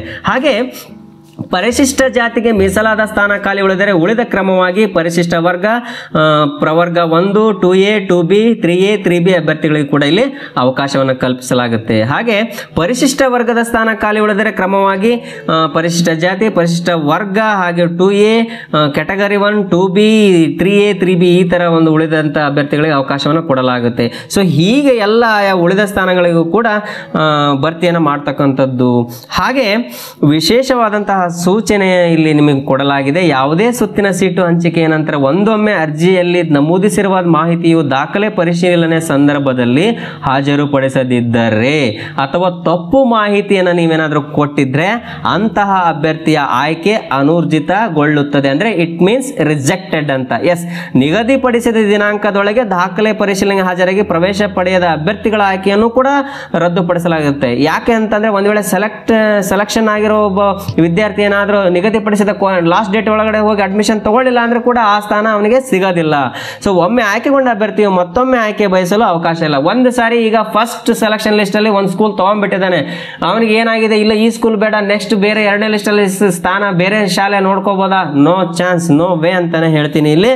ಸೊ ಹಾಗೆ ನಿಮ್ಗೆ ಇನ್ನೂ ಒಂದಿಷ್ಟು ಪಾಲಕರು ನಿಮ್ಗೆ ಇನ್ನೊಂದು ವಿಷಯವನ್ನು ನಾನು ನಿಮ್ಮ ಜೊತೆ ಶೇರ್ ಮಾಡ್ಕೊಳ್ಳಬೇಕು. ಈ ವಂಚಕರ ಬಗ್ಗೆ ಯಾವಾಗಲೂ ಎಚ್ಚರದಿಂದ ಇರಿ. ಕೆಲವು ವ್ಯಕ್ತಿಗಳು ಕರ್ನಾಟಕ ಪರೀಕ್ಷಾ ಪ್ರಾಧಿಕಾರದ ಅಧಿಕಾರಿಗಳು ನಮಗೆ ಚೆನ್ನಾಗಿ ಗೊತ್ತು, ಕರ್ನಾಟಕ ವಸತಿ ಶಿಕ್ಷಣ ಸಂಸ್ಥೆಗಳಲ್ಲಿ ಕೆಲಸ ಮಾಡ್ತಕ್ಕಂತಹ ಸಿಬ್ಬಂದಿಗಳು ನಮಗೆ ಚೆನ್ನಾಗಿ ಗೊತ್ತು, ಹಾಗೆ ಹೀಗೆ ಅಂತಂದು ಹೇಳಿ ಅವರ ಮೂಲಕ ಅಕ್ರಮವಾಗಿ ನಿಮಗೆ ಸೀಟು ದೊರಕಿಸಿಕೊಡೋ ಆಶ್ವಾಸನೆಯನ್ನು ಕೊಡುವಂತಹ ಅಭ್ಯರ್ಥಿಗಳು ಇರ್ತಾರೆ. ಆದರೆ ಇಂತಹ ಒಂದು ಆಮಿಷ ಅಥವಾ ಏನಾಗಿರಲಿ, ಒಂದು ಕರ್ನಾಟಕ ಪರೀಕ್ಷಾ ಪ್ರಾಧಿಕಾರ ಆಗಲಿ ಅಥವಾ ಕರ್ನಾಟಕ ವಸತಿ ಶಿಕ್ಷಣ ಸಂಸ್ಥೆಗಳ ಅದಾಗಿರ್ಬೋದು, ಸೀಟು ಹಂಚಿಕೆಯಲ್ಲಿ ಈ ಯಾವುದೇ ರೀತಿಯಾಗಿರ್ತಕ್ಕಂಥ ಅಕ್ರಮ ವ್ಯವಹಾರಕ್ಕೆ ಆಸ್ಪದವನ್ನ ನೀಡಿರೋದಿಲ್ಲ. ಆ ಥರ ಯಾವುದೇ ವ್ಯಕ್ತಿಗಳು ಏನಾದರೂ ನಿಮ್ಮನ್ನು ವಂಚನೆ ಮಾಡಲಿಕ್ಕೆ ಪ್ರಯತ್ನ ಪಟ್ಟರೆ ಯಾವುದೇ ಕಾರಣಕ್ಕೂ ನಂಬೋದಕ್ಕೆ ಹೋಗಬೇಡಿ ಅಂತಕ್ಕಂಥದ್ದು. ಒಂದು ವೇಳೆ ನಿಮಗೆ ಯಾರಾದರೂ ಈ ಥರ ಹಿಂಗೆ ಫ್ರಾಡ್ ಮಾಡ್ತಾ ಇದ್ದಾರೆ, ಈ ಥರ ಯಾರಾದರೂ ಮೋಸದ ಜಾಲಕ್ಕೆ ಕರ್ಕೊಂಡು ಹೋಗ್ತಾರೆ ಅಂತಂದೇನಾದ್ರೂ ಗೊತ್ತಾದರೆ ಕೂಡಲೇ ನೀವು ಲಿಖಿತ ರೂಪದಲ್ಲಿ ಅಥವಾ KA ಅಥವಾ ಕ್ರೈಸ್ ಅಂತೇನು ಕರಿತೀವಿ ಅದಕ್ಕೆ ಇಮೇಲ್ ಮಾಡುವ ಮೂಲಕವಾಗಲಿ ಮತ್ತೆ ಸಂಬಂಧಪಟ್ಟಂತಹ ಅಧಿಕಾರಿಗಳಿಗೆ ಈ ಒಂದು ಮಾಹಿತಿಯನ್ನು ನೀವು ನೀಡಿ ಅಂತಕ್ಕಂಥದ್ದು. ಸೊ ಸರ್ಕಾರ ನೀಡುವ ಸೀಟ್ ಮ್ಯಾಟ್ರಿಕ್ಸ್ ಅನ್ನು ಕಟ್ಟುನಿಟ್ಟಾಗಿ ಆಧರಿಸಿರುತ್ತೆ. ಹಾಗೆ ಯಾವುದೇ ರೀತಿ ಗೊಂದಲ ಬೇಡ.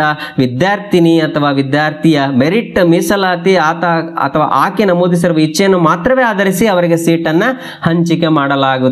ಆದ್ದರಿಂದ ಯಾವುದೇ ರೀತಿ ನಿಮಗೆ ಸಿಗ್ತಕ್ಕಂತಹ ಸುಳ್ಳು ಆಶ್ವಾಸನೆಗಳಾಗಿರಲಿ ಅಥವಾ ಯಾವುದೇ ಅಪರಿಚಿತ ವ್ಯಕ್ತಿಗಳು ಇಲ್ಲ ನೀವು ಒಂದು ಇಷ್ಟು ದುಡ್ಡು ಕೊಟ್ಟರೆ ನಿಮಗೆ ನಾನು ಸೀಟ್ ಕೊಡಿಸ್ತೀನಿ ಅಂತಕ್ಕಂತಹ ಯಾವುದಾದ್ರೂ ವ್ಯಕ್ತಿ ನಿಮಗೆ ಫೋನಲ್ಲಾಗಲಿ ಅಥವಾ ಏನಾದರೂ ಸಿಕ್ಕರೆ ಖಂಡಿತ ನೀವು ಮೋಸ ಹೋಗ್ತೀರಿ. ಯಾವುದೇ ರೀತಿಯಾಗಿರ್ತಕ್ಕಂತಹ ಮೋಸ ಈ ಒಂದು ನಮ್ಮ ಇಲಾಖೆಯಲ್ಲಿ ಇಲ್ಲ ಅನ್ನುವಂಥದ್ದು. ಸೊ ಯಾವುದೇ ಕಾರಣಕ್ಕೂ ಅಂತಹ ಆಶ್ವಾಸನೆಗಳನ್ನ ಕೊಡ್ತಕ್ಕಂತಹ ವ್ಯಕ್ತಿಗಳನ್ನ ನಂಬೋದಕ್ಕೆ ಹೋಗಬೇಡಿ ಅಂತ ಹೇಳ್ತಾ, ಸೊ ಈಗ ನಿಮಗೆ ಕೆಲವೊಂದಿಷ್ಟು ಫಾರ್ಮೆಟ್ಗಳು ಆಶ್ರಮ ಶಾಲೆಯ ವಿದ್ಯಾರ್ಥಿ ದೃಢೀಕರಣ ಪತ್ರ ಹೇಗಿರುತ್ತೆ ಅಂತಕ್ಕಂಥ ಈ ಒಂದು ಫಾರ್ಮೆಟ್ ಅನ್ನು ನೋಡಬಹುದು. ಸೊ ನಿಮಗೆ ಈ ಒಂದು ಫಾರ್ಮೆಟ್ ಬೇಕಂದ್ರೂ ಕೂಡ ನಿಮ್ಗೆ ಆಲ್ರೆಡಿ ಹೇಳಿದ್ದೀನಿ, ಈ ಸಂಪೂರ್ಣವಾದಂತಹ ಮಾಹಿತಿ ಪುಸ್ತಕ ಏನು PDF ರೂಪದಲ್ಲಿದೆ ಅದನ್ನು ನಾನು ನನ್ನ ಡಿಸ್ಕ್ರಿಪ್ಷನ್ ಬಾಕ್ಸ್ ಅಲ್ಲಿ ಕೂಡ ಶೇರ್ ಮಾಡಿರ್ತೀನಿ. ಸೊ ಹಾಗೆ ನಮೂನೆ 2 ವಿಶೇಷ ದುರ್ಬಲ ವರ್ಗದ ದೃಢೀಕರಣ ಪತ್ರ ಈ ಒಂದು ಫಾರ್ಮೆಟ್ ಅಲ್ಲಿ ಇರುತ್ತೆ. ಸೊ ಅದಕ್ಕೆ ಸಂಬಂಧಪಟ್ಟಂತೆ ಕೂಡ ನಿಮಗೆ ಮಾಹಿತಿಯನ್ನ ಕೊಟ್ಟಿದ್ದೀನಿ ಅಂತಕ್ಕಂಥ ಮತ್ತೆ ನಾನು ಕೊನೆಯ ಮಾತುಗಳೊಂದಿಗೆ ಆತ್ಮೀಯ ಪೋಷಕರೇ, ಸುಮಾರು ಇಲ್ಲಿವರೆಗೂ ಒಂದು 51 ಅವರ್ ಆಗ್ತಾನೆ ಬಂತು ಅಂತ ನಾನು ಅನ್ಕೋತೀನಿ.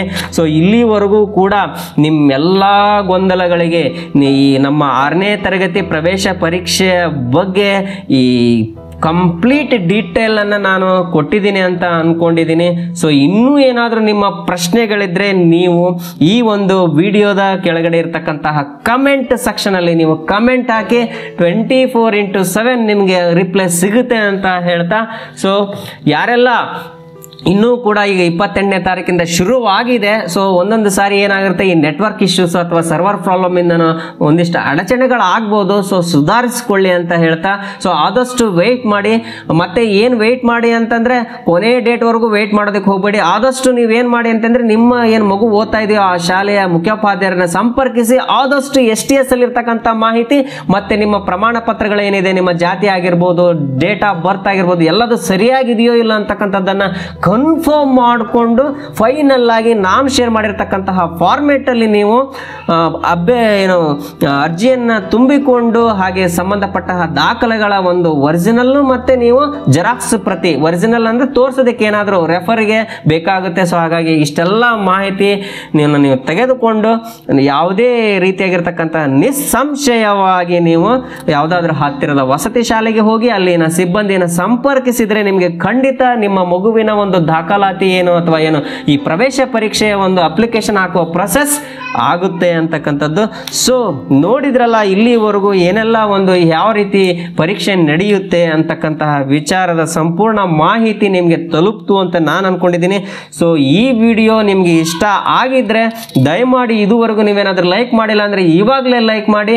ಹಾಗೆ ಈ ಕೊನೆಯಲ್ಲಿ ಬರ್ತಕ್ಕಂತಹ ಏನು ಪರೀಕ್ಷೆ ಅಥವಾ ಏನು SSLC ಮತ್ತೆ ಏನು ಇಂಗ್ಲಿಷ್ ಗ್ರಾಮರ್ಗೆ ಸಂಬಂಧಪಟ್ಟಂತಹ ವಿಡಿಯೋಗಳು ಕೂಡ ನಿಮಗೆ ಲಭ್ಯ ಇರ್ತವೆ. ಅವುಗಳನ್ನು ಕೂಡ ನಿಮ್ಮ ಮಕ್ಕಳಿಗೆ ತೋರಿಸಿ. ಏನಾದರೂ ನನಗೆ ಟೈಮ್ ಸಿಕ್ಕಿದ್ರು ಕೂಡ ಈ ಒಂದು ಮಾದರಿ ಪ್ರಶ್ನೆ ಪತ್ರಿಕೆ ಹೇಗಿರುತ್ತೆ, ಹಾಗೆ ಕಳೆದ ವರ್ಷದ ಪ್ರಶ್ನೆ ಪತ್ರಿಕೆಗಳನ್ನು ಕೂಡ ನಾನು ಒಂದು ವಿಶ್ಲೇಷಣೆ ಮಾಡಬೇಕು ಅಂತ ಅನ್ಕೊಂಡಿದ್ದೀನಿ. ಸೊ ನಿಮ್ಗೆ ಏನಾದರೂ ಬೇಕಿತ್ತಾ, ನಿಮ್ಗೆ ಏನಾದರೂ ಸರ್ ಪರೀಕ್ಷೆ ಬಗ್ಗೆ ಒಂಚೂರು ಏನಾದರೂ ಮಾಹಿತಿ ಬೇಕು ಅನ್ನೋದಾದ್ರೂ ಕೂಡ ನೀವು ಕಮೆಂಟ್ ಬಾಕ್ಸ್ ಅಲ್ಲಿ ನನಗೆ ತಿಳಿಸಿ, ಒಂದು ರಿಕ್ವೆಸ್ಟ್ ಮಾಡಿ ನೋಡೋಣ. ನನಗೆ ವೇಳೆ ಸಿಕ್ಕರೆ ಖಂಡಿತವಾಗಿಯೂ ಕೂಡ ಪ್ರಶ್ನೆ ಪತ್ರಿಕೆ ಹೇಗಿರುತ್ತೆ ಅಂತಕ್ಕಂಥದ್ದನ್ನು ನಾವು ಮುಂದಿನ ದಿನಗಳಲ್ಲಿ ನೋಡೋಣ. ಆದಷ್ಟು ನಿಮಗೆ ಒಳ್ಳೇದಾಗ್ಲಿ. ಕೊನೆ ದಿನಾಂಕಕ್ಕೋಸ್ಕರ ವೆಯ್ಟ್ ಮಾಡಬೇಡಿ. ಸೊ ಇವತ್ತು ವಿಡಿಯೋ ನೋಡಿದ್ರೆ ಅಂತಂದ್ರೆ ನಾಳೆನೇ ವಿಸಿಟ್ ಮಾಡಿ. ಕೊನೆ ದಿನಾಂಕ ನಿಮ್ಗೆ ಆಲ್ರೆಡಿ ನಾನು ಹೇಳಿದ್ದೀನಿ. ಸೊ ಮತ್ತೆ ಎಲ್ರಿಗೂ ಕೂಡ ಭಗವಂತ ಒಳ್ಳೆಯದನ್ನ ಮಾಡಲಿ ಅಂತ ಹೇಳ್ತಾ, ಸೊ ಒಂದು ನಮ್ಮ ಚಾನಲ್ನ ಎಲ್ಲ ವಿಡಿಯೋಗಳನ್ನು ನಿಮ್ಮ ಮಕ್ಕಳಿಗೆ ಆದಷ್ಟು ಈ ಭಾಷೆಗೆ, ಇಂಗ್ಲಿಷ್ ಭಾಷೆಗೆ ಸಂಬಂಧಪಟ್ಟಂತೆ ಆಗಿರ್ಬೋದು, ಒಂದಿಷ್ಟು ಫೋನೆಟಿಕ್ಸ್ ಈ ಥರದ ವಿಡಿಯೋಗಳನ್ನ ಕೂಡ ನಾನು ಮಾಡಿದ್ದೀನಿ. ನಿಮ್ಮ ಮಕ್ಕಳಿಗೆ ಅವುಗಳನ್ನ ತೋರಿಸಿ ಚೆನ್ನಾಗಿ ನೋಟ್ಸ್ ಮಾಡಲಿಕ್ಕೂ ಕೂಡ ಹೇಳಿ ಅಂತ ಹೇಳ್ತಾ, ಸೊ ಇಲ್ಲಿಯವರೆಗೂ ನನ್ನನ್ನು ಸಹಿಸಿಕೊಂಡಿದ್ದಕ್ಕೆ ನಿಮಗೆಲ್ಲರಿಗೂ ಧನ್ಯವಾದಗಳನ್ನು ಹೇಳ್ತೀನಿ. Thank you once again. Bye bye. All the best for your kids.